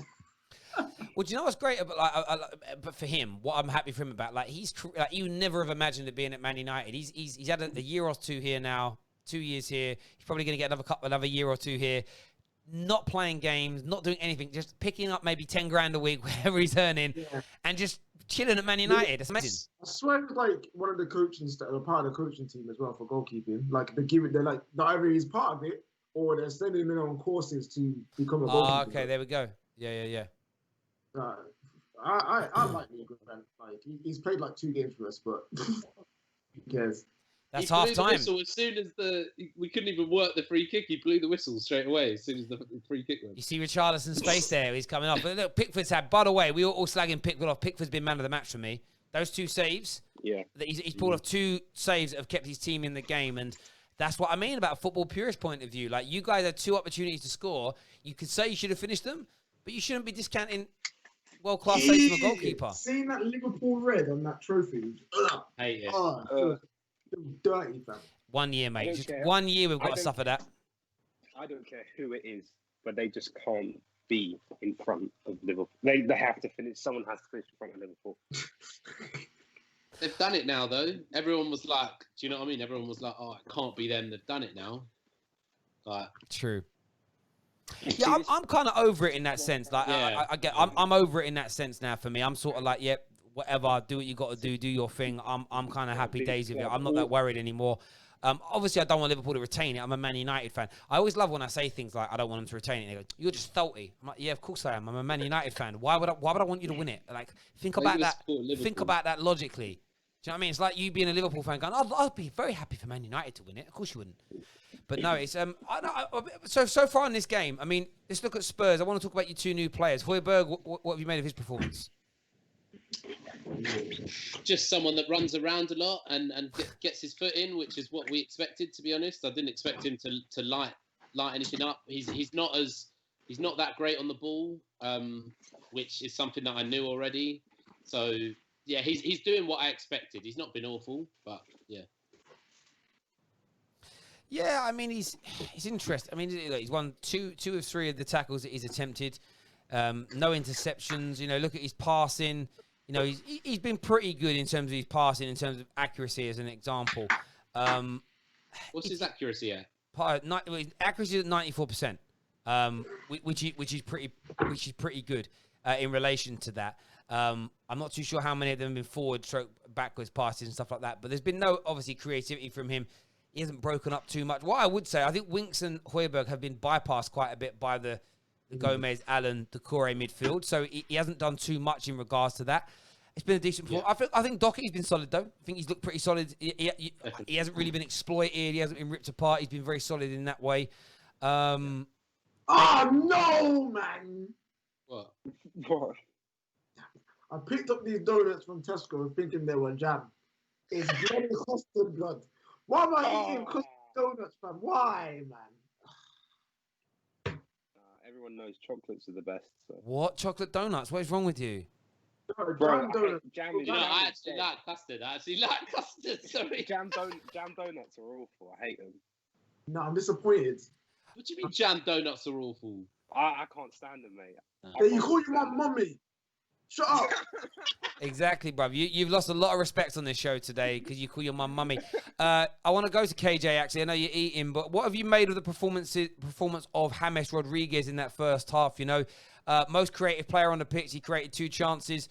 Same as Harry Kane and Heung-min Son. But from an Everton point of view, he's dictated the play brilliantly, I think, from that side there. Pass completion rate of 82%, which is very good for an attacking player. What do you make of his overall performance? No, he's been very good, like really good. I'm surprised actually how well he's been playing from that wide area. I thought, is it too far out with him? Don't you want him more centrally? But the way he's been drifting in, the way he's relieved a lot of pressure from the midfield by him being out there. I think that's why Højbjerg and Winks look like they're so out of it, because the ball is predominantly going over to that right hand side and it's coming back in. So literally they're just getting pulled either side. So James Rodriguez, his passing's been great. His close touch control has been perfect. And yeah, overall, really solid performance. And if he can keep this up for the rest of the season, maybe grab a goal or 2, get some more assists, he could have a very good season this season. So it's a promising start for his life in the Premier League. I'll say that. I totally agree. I think I feel like Jose might have actually said like to Winks or Højbjerg like.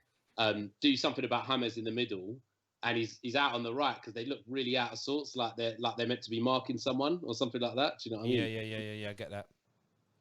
Yeah, I'm looking at the benches right now, and it's not neither's exciting me. And Ndombele. Yeah, but Jose don't like him. No, he does. You're right, he doesn't. But he praised him so much in the past couple of days, hasn't it? He said, I think he's realised that he has to keep him now, isn't it? He said he's working harder than he's ever worked before. He said he knows exactly what we want from him. He's just been praising him, basically. Either he's doing that to build him up and then let him... I don't know how Richarlison missed this, man. Looking at it again there. I mean, Richarlison's actually the highest... On who scored, he's the highest rated player in terms of what's going on at the minute. I mean, we can take a look here. Pass completion is pretty good. But delve into his pass completion, when we look at key passes, he's created 1 opportunity. It's probably because he's done a lot of dribbles. Yeah, I was about to say, it would be dribbles that are boosting his score with 4 completed dribbles. But that's where the statistics do frustrate me, because he's rated as the highest player on the pitch at 7.5. However, that miss, for me, I would take a whole point off because of that miss. I would call him the worst player on the pitch for that miss, because that is his job. Do you know what I mean? Yeah.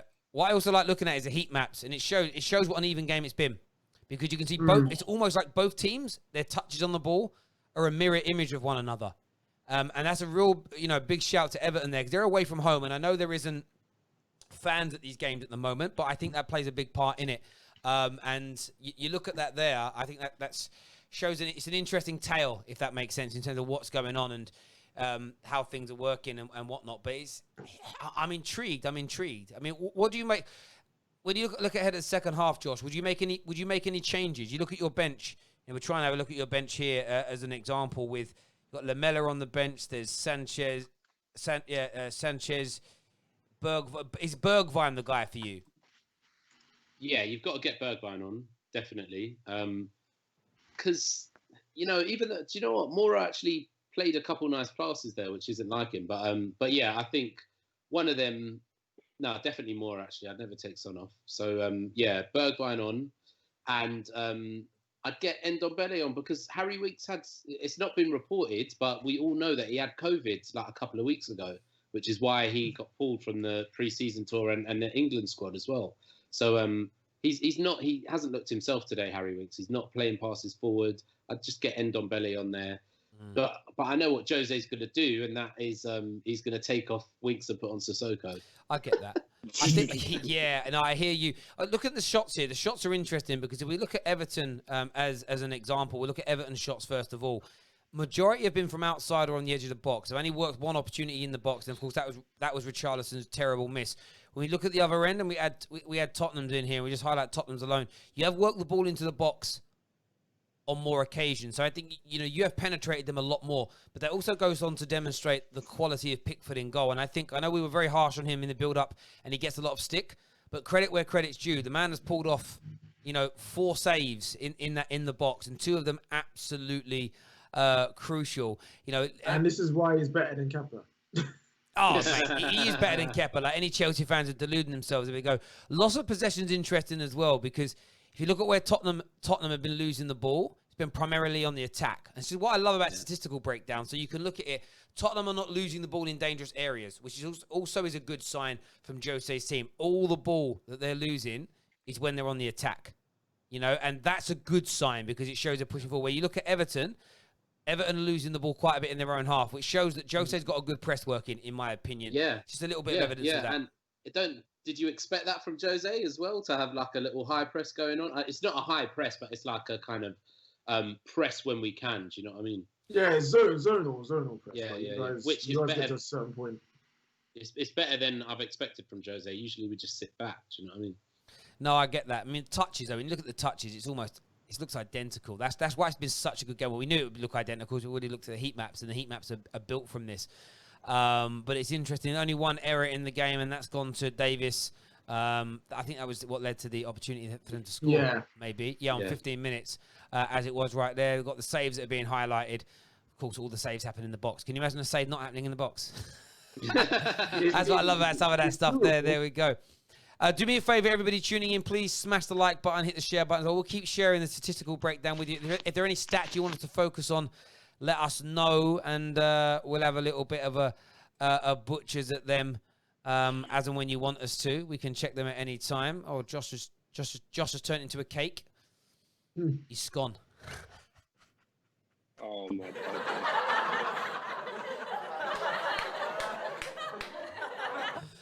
God. Brilliant. I love bad jokes. Last night. I watched the Britain's Got Talent semi-final from the week before. I was a week behind, and there was a guy that went up last, the comedian, the older dude, the older white dude, and it's just everything was cheesy. But that is like my favorite kind of comedy. When someone's got the ability to tell bad jokes but make them funny, that's a funny person. Does that make sense? Like he was outside. The bit where he falls off the stage had me in tears. The whole thing was great, and man did that with no one else. Like, he did it with 4 people in the room. That is hard. Singing. Do you know what I mean? Dancing. But doing comedy in front of 4 people is one of the hardest things you can do. But there we go. Let's see what some of the live comments here are saying. Imagine having that dead stadium as well. What dead stadium? I think you're talking about the Spurs. Listen, one thing I say about Tottenham Stadium, it's anything but dead. Like, their stadium is legit amazing. Like, I've been there. It's out of this world. It's so good. But there we go. Someone wrote here, Harry Wanks. Terrible joke. It made me laugh, though. United reporter tweeted about Sancho. Let's go check that out while we're here. I'm sure that, United report are interesting. Well, they just report the news, don't they? So it wouldn't be a Terry stream without a Sancho news. Yeah. It's about United walking away. Yeah, looking at all that, they look at Ivan Perisic, Gareth Bale, Douglas Costa. A source at United says that there are fears finding a fee for Dortmund for Sanchez unrealistic. But this McGrath Mike McGrath, he was the guy about a week ago that was saying like they're going to walk away anyway. And then the Telegraph 3 days later said they've reached an agreement with agents and stuff. And again, I'm not getting myself dragged into any negativity. Like I said, it could always fall through. But we will see. Whether or not they... the reason why I'm actually very sure it will happen, this just smells like Bruno Fernandes and Harry Maguire and Bukayo Saka. We've done it for like almost every transfer in the last 3 windows. So I'm just taking my time. Yeah, you know what I'm saying? yeah. I'm not going to allow myself to get dragged in here. Someone here says, we got same old brief from the English media that we're going to walk away from Sancho deal as it looks in doubt. Same old, which these briefs. I think if we were genuinely out of it, I think Ollie would actually say something. Because why would you not? Like, the other day when Klopp was like, oh, there's nothing I can do to stop speculation. Yes, there is. Tell us if you're interested or not. Like, now, if you're interested, I expect you to say nothing. If Liverpool were legit not looking at Thiago, they would just say, no, we're not looking at him. It would be easy. But they are. So that's why there's speculation, bro. Winter Surfer here says, dude, you still have to make up for the Europa League lot. Okay, they're chatting to each other. Sometimes I start reading comments and I realize they're fighting each other, and I'm like, yeah, I'll leave you, man, to it. I will leave you all to it.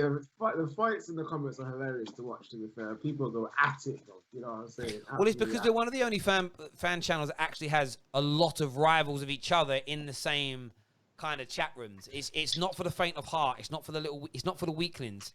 You know, if you're a bit of a dweeb, if you're a bit of a weakling, then the Football Terrace is not for you, because you're going to get bantered, you're going to get ripped apart. Do you know what I mean? But if you want to try and build up strength, come on the Football Terrace. You've seen the evolution of Ram and Prime. They're getting there slowly. Come, guys, come on the show. Get some smoke. Build some chest. That way, when people say certain comments in the live stream, you won't get triggered. Yeah, David's being quiet because he knows he was one of them. Sorry, my dad sent me the weirdest tweet. He commented on something. I tweeted out earlier. I said about footballers are not role models, right? I said stop passing parenting and family responsibilities onto celebrities, right? And one guy is like saying, oh, they should be they can be role models. And I'm like, I just said something like, yeah. I said they can be a source of inspiration, a football player, but parents, siblings, teachers, carers, coaches, these people that are in your life should be your role models, and that should be predicated by your parents telling you that, right? And my dad just commented saying, is this why it's taking you 34 years to have a haircut like me, son? Scumbag. Well, your dad uses Twitter or Facebook? Yeah, my dad does use Twitter, yeah, he does. He also my dad also runs the account of quite a lot of the guys and girls that he represents as an agent as well. It always makes me laugh because people talk to their accounts and I'm like, I know my dad runs that account. It's weird. Like, that's why when people are tweeting footballers, I'm a bit like, you do realise that probably isn't Marcus Rashford who's messaging you back. It's a team of people. Yeah, you know what I mean? yeah. And someone said to me before, no, they don't do that. I'm like, bruv, I've seen some of those accounts tweet when a man's on TV playing football. Because their name's trending, and when they're trending for a positive reason, it's a great time to promote a product, isn't it? Do you know what I mean? This is what I mean. So when people were bagging on Paul Pogba about that tweet that came out when Mourinho left, like he sat there on his phone, waited to tweet it, and then deleted it. No, it's a scheduled post. Someone made it. By the way, Sissoko's on. Did I predict that? Yeah, he called it, fam. Who did he come on for? Delhi. Number 2. Yeah, Dele Alli off. Dele Alli gone, hooked. Yeah, but who are you pushing forward then? Sissoko, you said this. Ridiculous. No, I said it'd be Sissoko for Winks, but yeah, I knew you'd bring Sissoko on. But that is poor. Wait. Is he on the same side as James Rodriguez? Because man can see a man marking. Yeah, that's what's going on, isn't it? Mate, listen, I saw what he said. Listen, I already said. See, this is Terry Fleurs with the Alpha Steel technical knowledge. You had to do that. It has to be a job. James Rodriguez was getting the freedom of the park. Having said that, Sissoko's not on the same side as him right now, so we've all just chatted pure guff. I was just wondering. We'll see what happens. Yeah, but somebody else might move over to him and whatever. Yeah. So let's see how they refresh the formation, because they were playing 4-2-3-1. Will they go 4-3-3 now? Will they not? Yeah.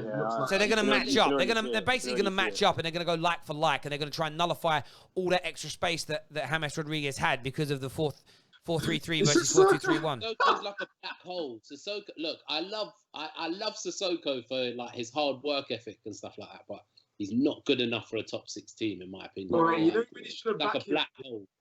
He should have backheeled that ball and he just tried to play it down the line. Like, what are you doing, man? Like, when I say black hole, like, I mean, like, he just draws in things, like, the play draws into him, like, people always pass to him, and then nothing comes out again. Do you know what I mean? There's no creativity at all. When he was playing for Newcastle, though, he was sick. Yeah, he's just a strong runner. That's what it is. He's a strong runner. Wait, so would you take Decore then at Spurs? Yes, that's who I wanted to replace Sissoko. They're the same guy then. Huh? No. So Decore's got a little bit more techers. He's got a nice touch. Oh. Wait, guys, what minute are you? Okay. I feel like I've gone even further behind. Yeah, I'm on 46, 40. Yeah, I'm on the same. I'm 40. I'm literally just 46. You just get the bit. Do you know what, mate? You for the fact you call your mum mummy, you stay behind, son. You stay behind, son. Yeah. Right. Yeah, Stroh. Yeah, by the way, I got a message for you from Stroh, David. Of course. He said, Tell David, man can't talk grown man football if he still calls his mum mummy. It's fine. I'll collect my £30 later. Don't worry. There we go. Oh yeah, you've got that cheeky bet on, don't you? What's that bet? Yeah. I've got a bet with Stroh saying that Chelsea finish above Liverpool, and I've got a bet with O'Shea saying that Liverpool win the league. Wait. So he's that confident. His bet that if Liverpool don't even win the league, he'll give you money. Yep. And Chelsea don't have to win the league. Yep. That's a stupid bet. But these Liverpool fans are in that position now where they've just got to back their team, so they almost bet anything. Do you know what I mean? You see what I mean about Pickford? I don't trust him. Yeah, no, Lucas almost got there. I had 3 big Liverpool accounts block me today as well because I didn't call anyone out directly, but because I basically said I saw them all talking about Mason Greenwood and what should happen to him, and I'm like, bruv, that's a Sun story. So you man, quote, don't buy the Sun, but then when the Sun put a story out that serves your agenda of attacking Man United, you circulate the story. They block me. I hate that stuff. It's the same with the virtue signaling, right? Listen, if you want to work for the Sun, I'm never going to actually call you out for it because I just don't believe in doing that, right? It's not how I am as a person. If you want to go and work for TalkSport, you go do that. But don't start doing work for TalkSport and then say things like the Sun and everything they stand for, I despise, I hate Murdoch. Bruv, TalkSport are owned by the same company as the Sun. It's all News Corp. Like, it's all one and the same. Do you get what I mean? And I hate virtual signaling and then people that run off and do that. That thing just gets to me. It's like, don't act like you're literally on their team, bruv. You get paid. Their behavior leads to you earning money, my bro. I just get so frustrated by that sort of thing. Do you get where I'm coming from? Like, if you legit don't like those people and you think that whole organization should be shut down, you shouldn't be taking a paycheck from that company. For me, I think you can attack elements. You could come out and be like, listen, I work here, it's great. This element of where my company is wrong, but you're not allowed to do that. What was that about Doucouré's touch? Yeah, that was terrible touch from him there. But for me, it's like it's terrible. Terry just trying to get Klopp out trending. What? Wait, what? When have you ever said Klopp? What? We didn't even mention his name. Yo, what? Yo, if you're gonna make up slander and lies, let it be semi-believable. That's the maddest thing I've ever heard in my life. Like I said before, though, you cannot be. But you guys get my point, though. Do you get my point, though? If you don't buy the Sun of scum, all that stuff, you can't be spreading their stories when it serves your purpose. That for me is mad. Someone here says it may be a Sun story, but if anyone is talking about it, you should stay on point. What?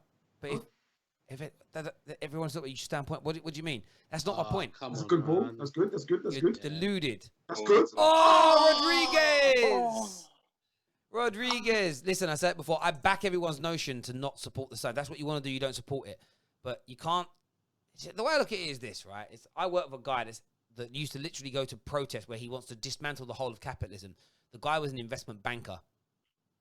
That's hypocrisy to a level I can't fathom. You might question certain departments of banking or certain areas of capitalism, but to say I want the whole thing gone is mad. If you want the whole of the Sun and everybody that owns it gone, you can't then go and work for that same company or take a paycheck from them. Those two things are mad. It's as simple as that for me. But listen, people are always going to hypocrisize themselves. People don't really care about these causes. They do it because it makes them look good on social media. And then when it comes down to it, like, oh, no. You know what I mean? Everyone kicks off when it's like, oh, this journalist hacked someone's phone. Oh, but this journalist has got dirt on a football player you hate. Oh, let me know what it is then, please.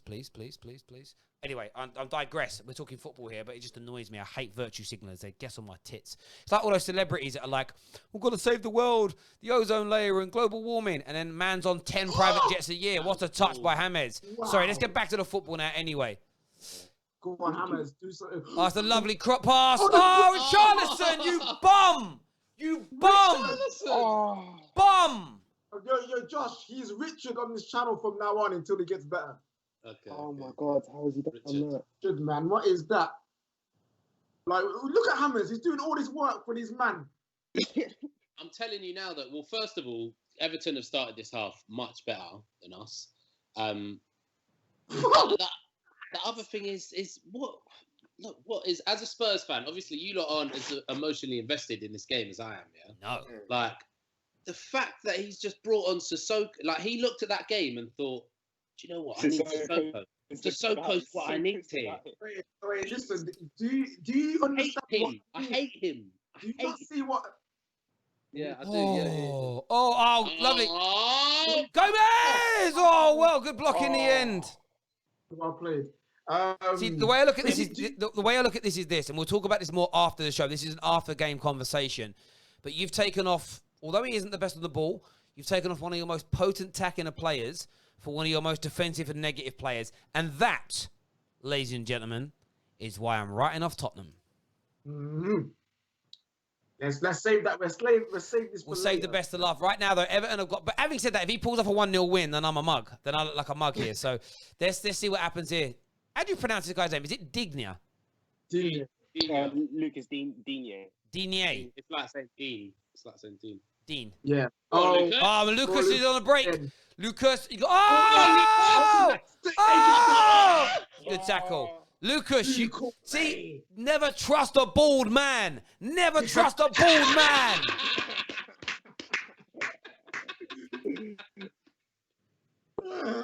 That's funny. Yo, listen. What's going on here, man? The P&P, yo, listen. P&P, yeah, is real, bro. Look at him. See, this is the thing with the power and pace thing, right? I mean, I've changed my words for it. I just call it strength and athleticism, right? That's what I use now, right? But it's a legitimate attribute you want some players to have. The problem is, this is why my dad was asking me about it because he's older. He's like, why do people get annoyed by it? I said, because it's all they say about certain players. So Pogba doesn't actually have pace, but he has power in what he does. You know, Martial has power and pace, but he also has guile and intelligence and vision and skill and technique. And that always gets ignored. He has a cultured footballing ability. That gets ignored for those other two elements. And he's like, I get you. I said, that's the point why people get frustrated. Yeah, that's it. Like, right in that moment. That's a great ball. Oh! Oh! Oh! Oh! Calvert-Lewin! Oh! Oh! Oh! What a goal!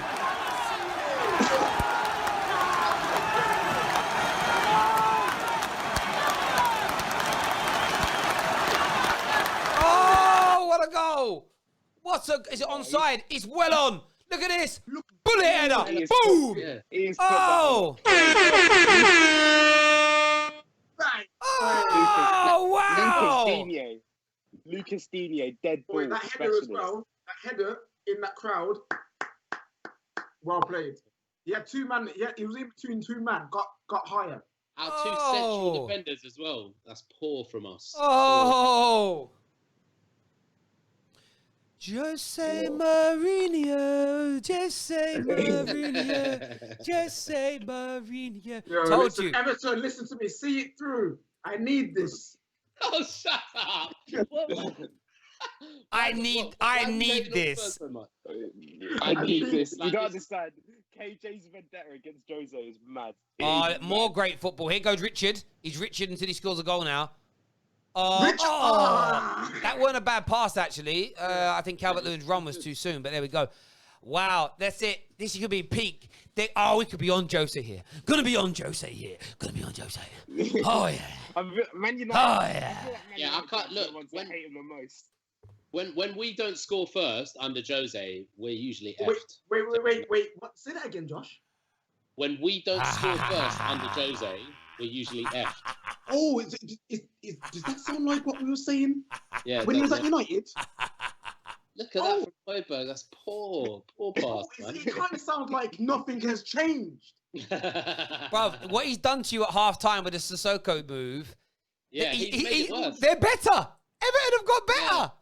Jose's lost his marbles. Totally and then what's going to happen is the players are going to be sitting there going, why is Ndombele not playing? He's the best midfielder we've got. Why is Bergwijn, one of our best attacking players, not playing when we've got Baldy on the pitch? And then they're going to start asking Mourinho questions. He's just going to say the F word a lot because that's what he does. We've seen that. And then it's all going to fall apart. Respect. Look. If what you're saying is right, I've got three titles. if your theory is right, KJ and Terry, yeah, then the best thing that can happen from a Spurs point of view is it to happen as soon as possible. Innit? Am I right or wrong? Like for us to literally lose the first 4 games of the season or something and leave and go, right, Yeah, I've had enough. 100% I've had right. enough. 100% right. You're right. Like that is so. If you're right, then this is the best thing that can happen to Spurs, Am I right? rather than us. Am I right? The question is, if Jose goes, who do you even bring in? Eddie Howe. No, let's get Hassan who come. Yeah, Hassan Hüttl will come, no doubt. I've said this, yeah. Chris Wilder at Spurs. No, Chris Wilder at Spurs would bang. What are they saying there? I didn't hear the commentary, but something was wrong with the build-up to that free kick. They're saying. I think you're saying that the free kick was taken a few yards further forward, but you know what? For me, those type of excuses are they're the opposite to alpha still. That's just the crybaby. How do you not win that ball? Like end of the day, what I would say is when that ball got crossed from Digne, that cross the whole way that ball was flying in the air.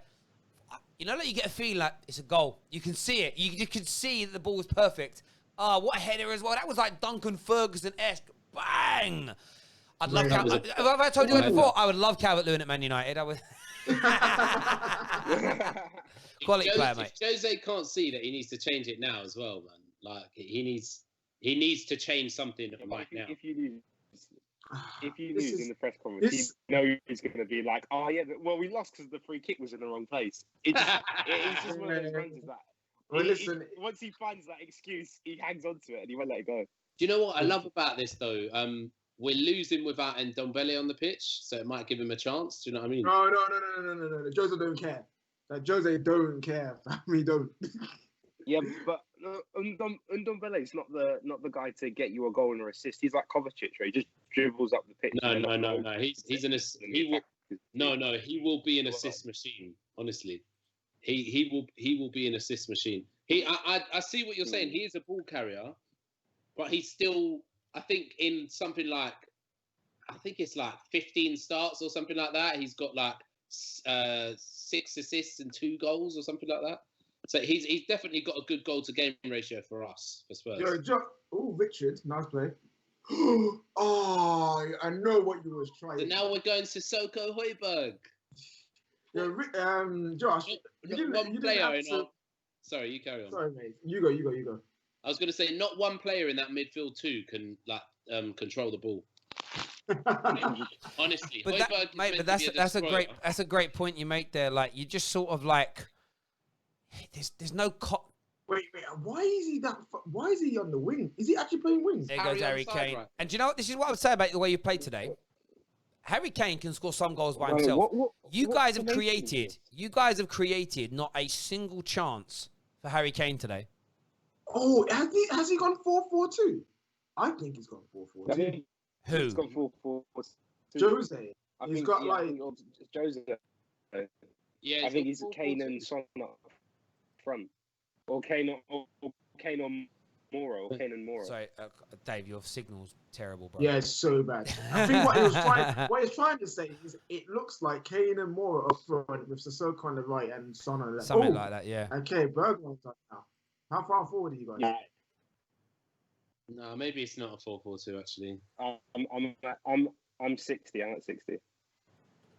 Okay, I'm just behind you guys then. I'm at 60, 31. Yeah, I'm the same. Yeah.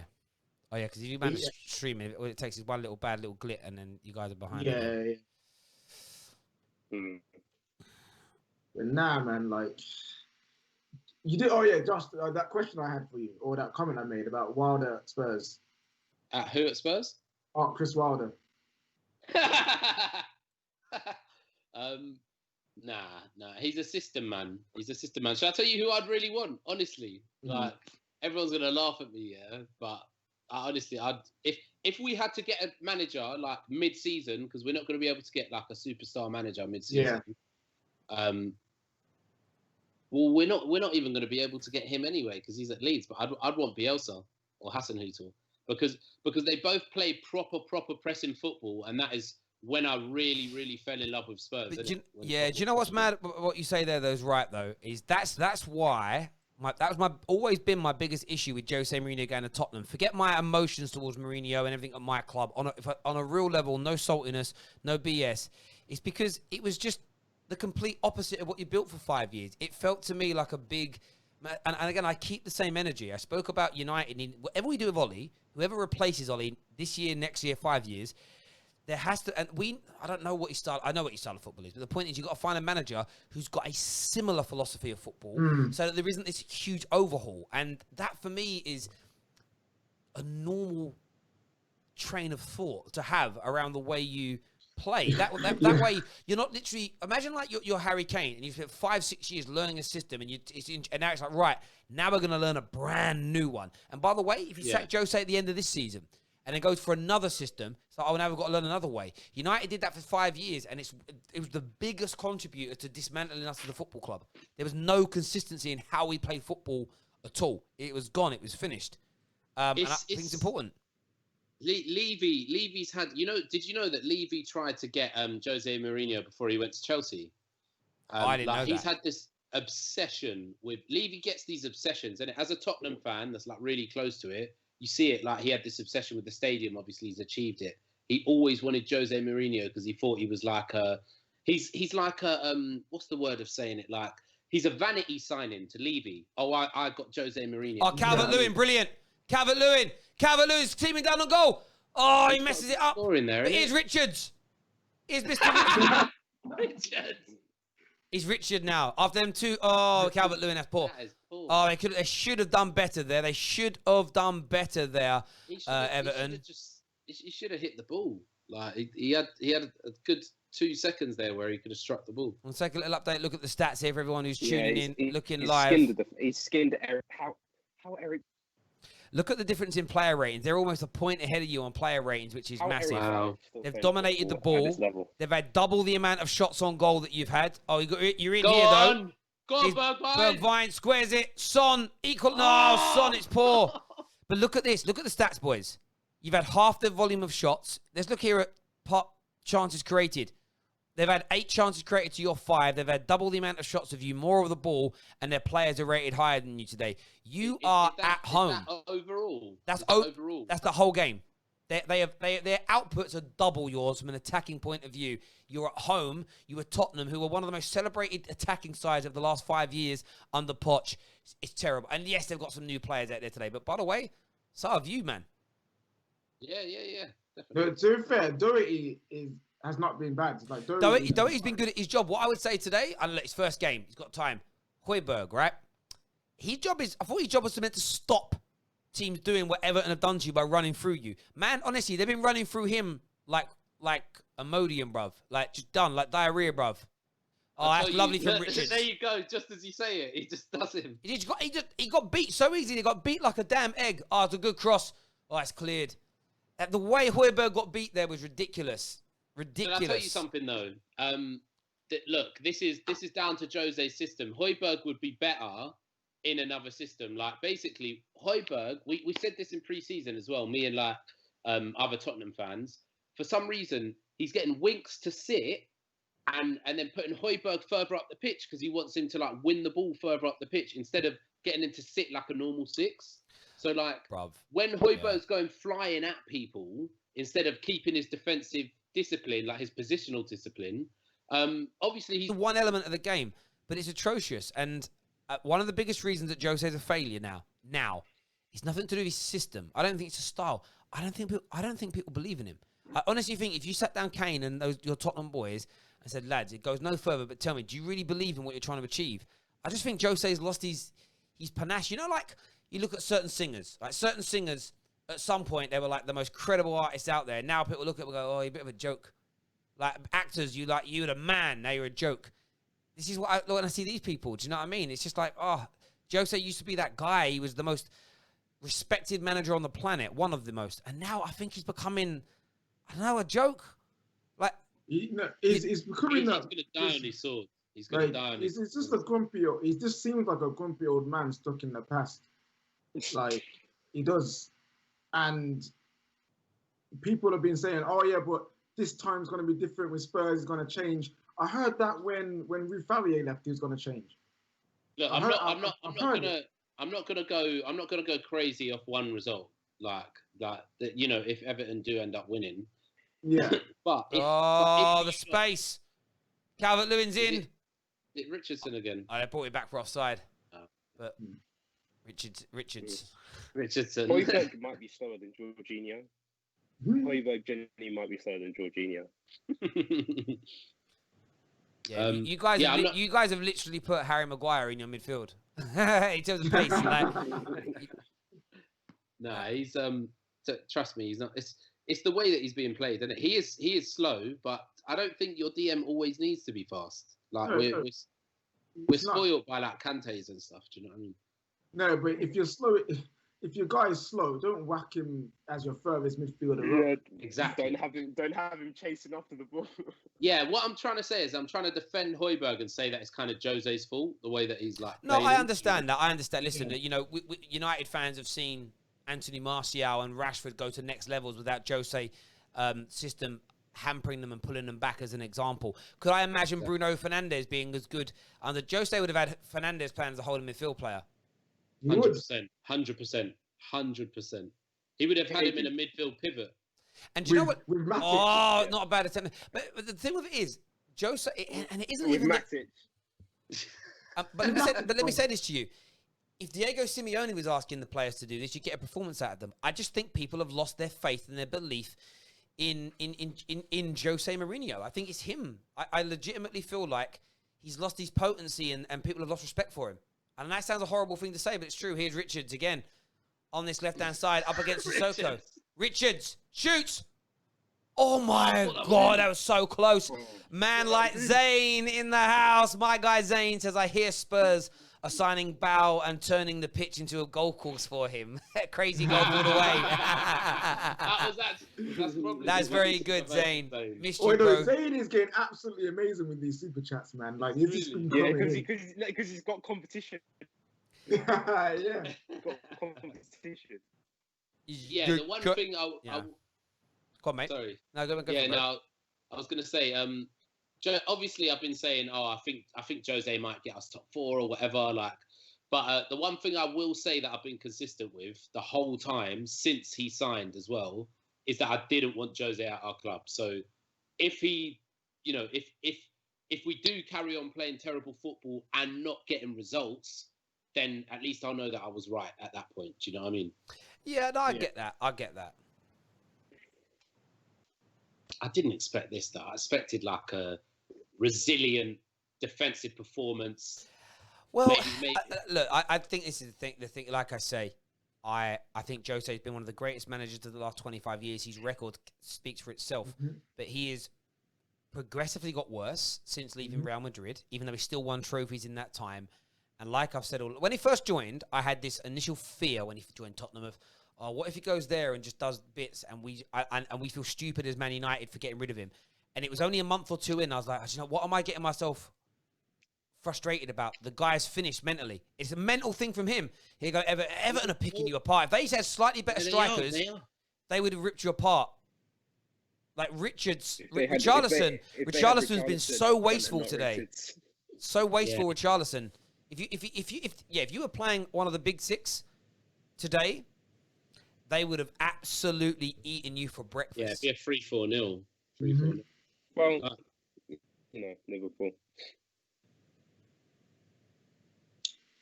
A comment here says, I can't fault Jose. The team he's inherited was on the decline. Oh. Do you know what? Jose always gets that excuse. Always. Yeah, he does, doesn't he? And Jose's added Bergwijn. Jose's added Jedson. Jose's added Højbjerg. He's got 4 of his own in there. You've got Son and Harry Kane that are world class. Like, you've got so many talented players there. You've got the World Cup winning goalkeeper and captain. Come on. And he's got 2. He signed 2. Well, that's the thing. Poch's signings. I wish we just gave Poch another 10 fixtures, man. Because like the Ndombele and Lo Celso were both his signings, and the plan was to play a midfield 3, innit? Do you know what I mean? And like, we're never going to get to see that now as Spurs fans. We're never going to see Lo Celso and Ndombele on the same pitch. Jose only likes one creative player, but yeah, he's got good young signings. He's got other good young signings as well. He's got no excuse. No excuse. Quick time check. What you guys on? 71. 71. Charleston! Oh! He's still Richard. Stop calling him Richard. Sorry, yeah. Yeah, Richard. Is it Richard? Is it Richard Richie. again? No, he's not even that, mate. We're calling it right now. He's gone from Richard. That's too classy. He's now Ricky. He's now Ricky. He's gone down to Ricky after that. He's now at Ricky. He's got to build up from Ricky. Do you know what I mean? Ricky! If they actually had Richarlison up front and not Ricky, as we now know him, they would have smacked you. Yeah, no, I agree. What's it? I totally agree.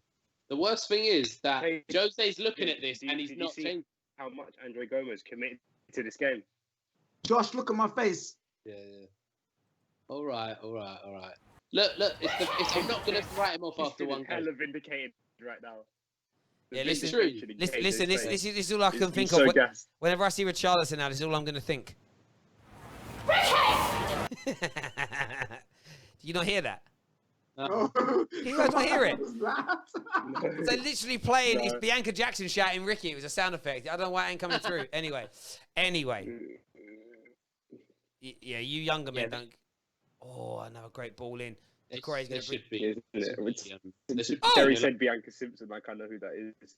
You don't know who Bianca from EastEnders is? Oh, come on, mate. No, I don't. Oh, wow. He's too young. He's too young, isn't he? I only Mad. watched that at Christmas when someone died. Okay. Yeah, someone dies every year. Yeah, everyone dies at Christmas. That's the only time I've watched it. I love EastEnders. Ooh. EastEnders and Coronation Street are brilliant documentaries. They're great. Did you not see the other day? EastEnders put out a tweet like, "Oh yeah, David, season your 2 of signal's East- so bad, bro. We can't. Imagine going like, "Oh, what, season 1." Yeah, David, you sound like R2D2, bruv. Like, Bro. wait. Let me check this out. Yo, Dave, say hi for He's me. playing Sissoko in the mid, like proper in the middle of the park there, like as in he's meant to be dictating play. Yeah, he's playing. That's what you're playing right now. You're playing a 4-2-2-2. Playing 4-2-2. Yo, Jose's done that before, you know. Mate, do you know Yeah. what? That is Comical, that. man. Can you see what Jose's done here? See, this is how bad it is. I'm going to show you what he's done here. Hello, Nara. This is what he's done. Let me just point this out here. Right, this is what he's done. I'm going to make it thick as well here. Let me just do this now for a sec here. Oh come on! Ah. That's what he's turned you into, right? Terry, you're a child. That is Jose Mourinho's formation today. You're an idiot. That is Jose Mourinho's formation. That is what Ndombele, he's come literally on. dicking Tottenham down, bruv. That is what he's doing. Can't get away from it. Bringing on Ndombele with 15 minutes, and then he'll probably complain about his performance. Like, Oh no, guaranteed. and what he's taken off Matt Doherty and he's leaving Sissoko on as the right back. Is that what he's doing? Hell yeah, fam. Mental. Even though He Doherty's been one of your best players. He needs that excuse, man. That's what he needs. He needs that excuse. It's terrible. It's literally terrible. He's going to be the right back as well. Zane here with another super chat.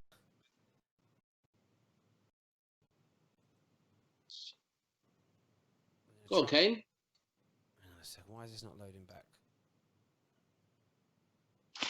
I've got to quickly get my... Zane here with a super chat says, Terry, Spurs just swap Kane for Tiger Woods. He would be more useful. Oh yeah. LinkedIn's last joke. I get Nice that. one. I get that. Jesus Christ, Josh. Man's phone is broke or laptop. He's that vexed right now. He's like, I'm sick of it. I can't take it anymore, Terry. I can't take it. If Tottenham had a Robbie, I can't take it anymore. Sorry, guys. Wait, how was you offside? Wait, foul. I was about to say, how was you offside? This is not good, you know. You see, the game's just It's a boring game. I'm sorry. I'm not on this. It's just... No, Dave, it's actually been a good game. I think Everton have made it a good game. Yeah. They've had chances. They've just been. Do you know what it is, David? If it was the top 6, they'd be putting away those chances. That's the thing. Yeah. Yeah, That's the difference. are you more impressed with Everton beating Tottenham 1-0 or Arsenal beating Fulham 3-0? Definitely Everton beating Tottenham. Yeah, that's a much better result. Like, no disrespect to Arsenal. Again, I'm not even trying to throw salt. Like, this is almost like comparing. You're trying to say that Tottenham and Fulham are even near each other on levels. That's crazy. By the way, this is why so far, look, there's still Tottenham can still win today. Football's we've seen it happen, right? However, Pickford deserves so much credit. Those 2 saves in the first half, and that's where the Spurs fans who won't want to see anything negative will say. They'll sort of be like, oh well, we had these chances still. We could have done this. We could have done that. At the end of the day, for me, the overall performance from Everton has been brilliant. And if Ricky was a little bit better up front, good cross this though. Oh, Harry Kane's header goes over. If he was a little bit better up front, Richarlison today, it'd be 2 or 3-0. It really would. And I know that you could argue that Spurs could have taken their chances, but the difference is with Richarlison, he's missed a target a lot, where if you get it on target and the goalie saves it, I don't really blame you so much. It's a save, but, you know, Richarlison's missed 3 or 4 golden opportunities. He really has, but there we go. If Pickford was his flappy self, though, would be. Yeah, I think this is one of the best games I've seen of Pickford in a long time. Yeah. Maybe he's picking it up for the England squad. Yeah, hopefully Kepa can do the same tomorrow. Yo, Prime is on this Kepa redemption arc thing, isn't it? Oh, please, no. But what Prime? I can smell what Prime doesn't realize. I've been around YouTube too long. I can smell from a mile away what Prime is trying to do and achieve. He's trying to put something out there now where if it comes off, he can be his claim to fame. I told you, I'm the guy that did it. Me and my sunglasses. He wears black t-shirts now as well. We've seen him. Guy literally looks like a he's a half-folk guy. No, but he looks like a bouncer at Mothercare. Do you know what I mean? Like, what was that yesterday when he was like, "Can I finish?" He was going to there and he was like. And he was like, Terry was like, "You're doing so well. You did so well." No wins. They've had no wins away at the top 6 out of 40 games since December 2013. That is nailed on to equalise here. That is so embarrassing for Jose if that happens, though. It's true. And they haven't beaten us at home in 12 years. Jeez. They haven't beaten us at home in 12 years. Wait, did they beat you last season? No, we beat them 1-0. We beat them. I think we drew 1-1 and beat them 1-0. Okay. Yeah, we slap Everton at home every season. Well, until Jose Mourinho arrived. Yeah, it's true.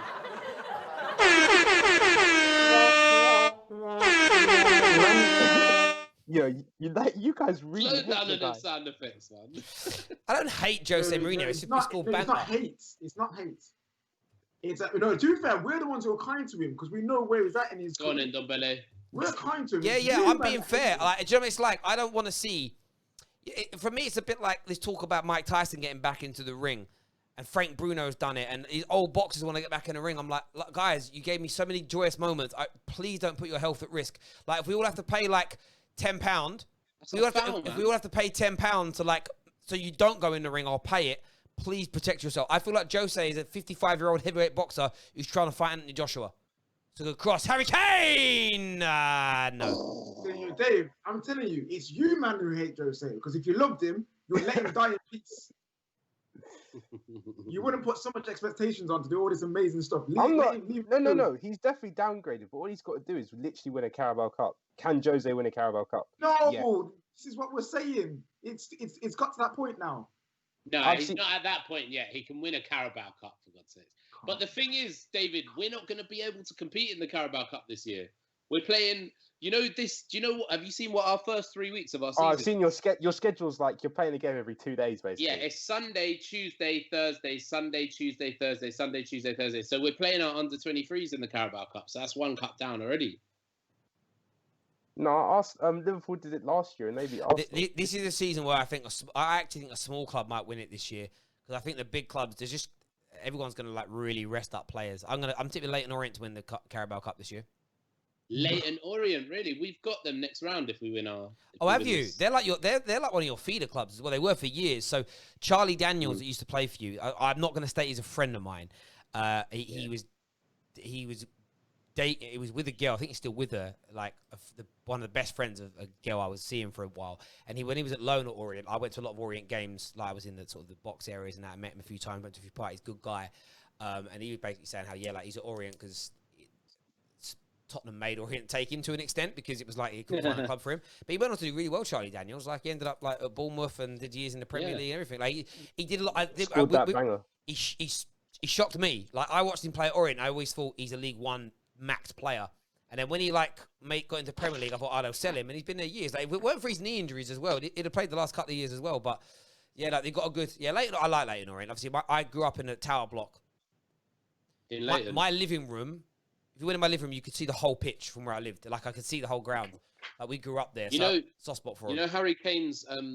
Harry Kane is the sponsor of their shirt, isn't it? Like, yeah. See, he did that. Oh, Richarlison, man. If it weren't for Richarlison today, Everton would be 4-0 up. If he is the reason, he'll be the main catalyst. Look at that there. Who was that in the middle? Was that Ndombele? It's Calvert-Lewin. He's in. Good save, Calvert-Lewin. Or you know when you hear certain things, like certain players' names, and you hear them that they're in, you just know they're not going to score, and Calvert-Lewin is one of them. And Richarlison. Like you hear their names, and you have no faith that they'll finish the chance. Mate, like this is poor from Jose, man. Yeah, this low-key, this looks like season 3 Jose, not season 2. Yeah. I know it might be going a bit. I don't want to like go overboard for one game because like we've lost the opening. Josh, game. do me one favor, bro. Can you move your camera down a bit? Because like I'll try and get you like middle of the shit. There we go. That's better. Sorry. That's better. Yeah. That's better. Ooh. Oh, he's holding his ankle, Højbjerg. Who hurt who though? Who made the bad tackle? I didn't see that. I think it's Højbjerg made the bad tackle. You can tell. Oh, it's kicking off here. Kane getting involved. Oh, Richarlison's in bits. Oh, Ricky, man. Hope you're okay. Ricky! One sec, guys. One sec. Oh, see, Højbjerg's styling it because he knows he's done something wrong. So I mean, how's it's a red card. For me, I'm sending man off for that. He could have broke Richarlison's legs. It was late. Trailing legs, studs up, dirt. He got booked. That's dirt for me. I'd have booked him though. I would have sent him off because he tried to fake it as well. Yeah, I'd have booked him for the tackle, and then I'd have booked him again for simulation off the pitch, double booking. Yeah, that is ridiculous simulation, man. It's ridiculous. Yeah, but you know it because like when the player goes on the floor, they're like literally just when the person who makes the bad tackle always rolls around the most. You always know as well, if any of you have ever actually hurt yourselves, you can't move. You don't have the energy. You don't have the energy to even do it. You're too scared to. I remember when I snapped one of my ligaments in my knee, I just laid there holding my leg, and I've seen a picture. Look, I got sent this picture back of my face. My eyes just wide open. I'm staring at my leg. I couldn't look at my leg. I thought I'd broken it. The pain was. I thought a bone was sticking out or something, and I was holding my leg. I weren't rolling around. Like if I was a referee and I saw someone rolling around like this, my first thing to do would be book them no matter what's happened because I know you're lying to me, bruv. That's where these referees annoy me, man. Like I go on the tube every day. Well, I used to before lockdown. People bumping into me, everything. I don't fall over. If I see a footballer fall over with a little shoulder barge, I'm just booking him. No one would dive for me inside 2 weeks. I just book everyone who dives and simulates. I can't stand these pansies, bruv. Pansies. Well, what time are you guys on? Because my thing booked out again. 85:32. 85:27. See, now I'm ahead of you. What are you on? 85? 48, 49, 50. Oh, you are legit ahead of me. Oh, I'm on 54 now. So, no.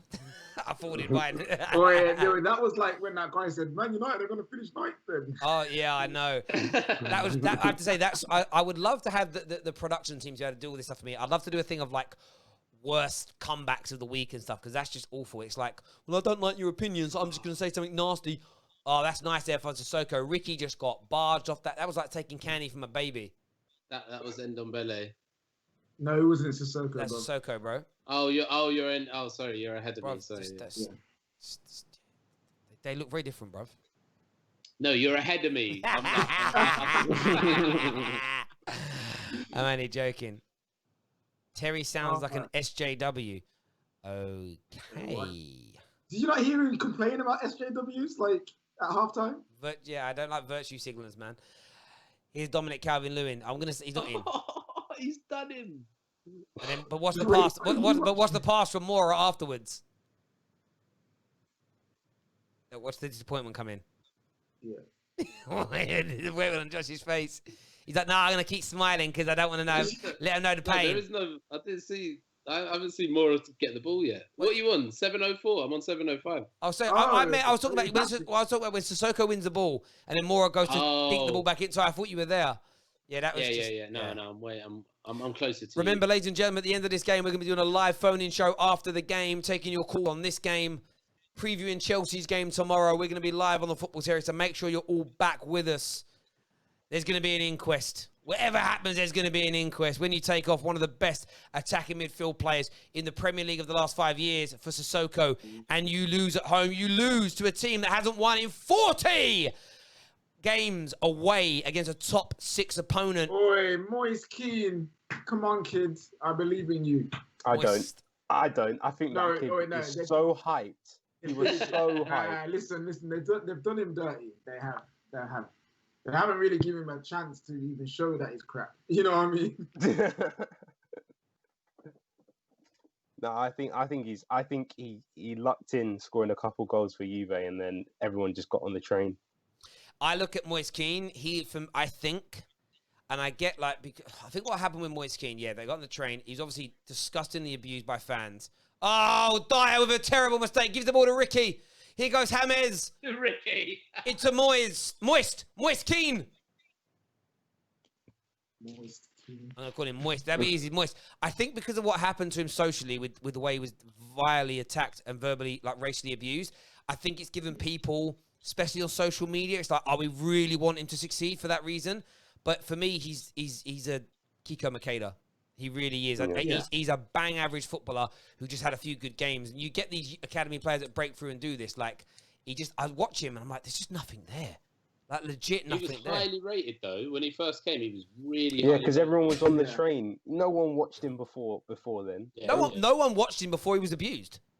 And it was that's propelled it. And everyone's like, I think that's even with a lot of players. They go through these things. Mason Greenwood's now going to get more support than before what's happened with the Sun. Because everyone's going to be like, I'm backing him because they're going for him now. In some respects, there's more pressure on that because people are now going to not criticise him when he needs to be criticised because they're like, well, I can't criticise him because he's a target of the Sun newspaper. No, you can. He doesn't want to be treated like a dog. Jesus. Yeah. Exactly what Anita said the other day behind the scenes. She's a female in the football YouTube space. She wants to have her points challenged like we challenge anybody else's. If you don't and you pander to her and just pat her on the head, that's condescending. And I think Moise Keane needs the criticism. And I'm sure he's a strong enough, smart enough, brave enough man to accept the criticism and try and improve from it. To ignore the criticism because you think I might offend someone. We're not offending if you're criticising his football. That's never... Yeah. Alan's been awarded the man of the match today. Personally, I'd have given it to Pickford, but fair enough. To be fair, the new players have been really good today. James, Alan, and Decore, all of them played really well. Do you know what's crazy though? Of all the we had loads of chances in the first half. Everton have had loads of chances as well, and it's come down to a set piece. I didn't expect that. Yeah, that's true. That's true. I did say it would be 1-0. I think what's really embarrassing, and we will bring this up in the show, Spurs haven't had a proper chance in the second half. Yeah. That's got. Why is that? Because he brought on Sissoko for Dele Alli. The same thing that I called before. When I saw Sissoko, I was thinking it's either Højbjerg or Winks, but no, yeah. I saw Ali go off. I was like, yes, he effectively went, I'm going to park the bus now, take the point. He's a nutter. Crazy, man. I would say I'm not loving this, but that would be lying. Literally. That's so effed up though that you lot now you hate Tottenham just because Jose's in. No, I don't hate Tottenham, fam. I don't hate Tottenham. They are what they are. See, if you notice that. Sorry, one sec. Sorry. You know how this is how it strengthens depth when you sign players. Tom Davies has come on for James Rodriguez, right? Tom Davies was a starter last year. You see, when you buy 3 or 4 top quality players, suddenly you just have this depth. Tom Davies is a good squad football player. If you want to be pushing towards the top end of the league, and that's just the difference. And the new signings today for Everton, it's match day 1. But their new signings today have been phenomenal, I think. And if they had better finishers up front, if they had someone better than... If they had Callum Wilson up front instead of Calvert-Lewin, I know he scored today, but I think he missed some other chances. And if they had, say, a Rashford or a Son instead of a Richarlison, they're winning 3 or 4-0 today. Like, standard. Yeah. Sorry, KJ, I interrupted you, mate. Sorry. Yeah, I was just saying, like, I don't hate Spurs. Spurs are what they are. And with Jose, I'm just on this thing of, I want people just to see the truth. You know what I'm saying? I want people And do you know to what? come If out you're and right, start with their fam. Like, that's if it. you're right, I'm with you. I want them to see the truth quick because I want him. Because if you're right, if he is what you and Terry are saying he is, yeah, then I want him gone as soon as possible. Do you know what I mean? Yeah, listen, Like, someone on they was on the Chelsea stream and they said they're yes, talking about they was talking about old managers and they was like talking about Jose and it's like what's your greatest like Jose Mourinho moment, and I put in the comments when he left United because it was like I was so happy when man left. Like, I was traveling to Manchester to stay with my mate and I didn't see my phone, so when the news broke I was late. I got to my mate's house and his girl was like, you heard the news? I'm like, what news? Like, Jose's been sacked, innit? I was like, Dre, she's messing with me. I was like, she's lying to me. She's lying. And she was like, nah, he's been sacked. I was so happy. I was cheering.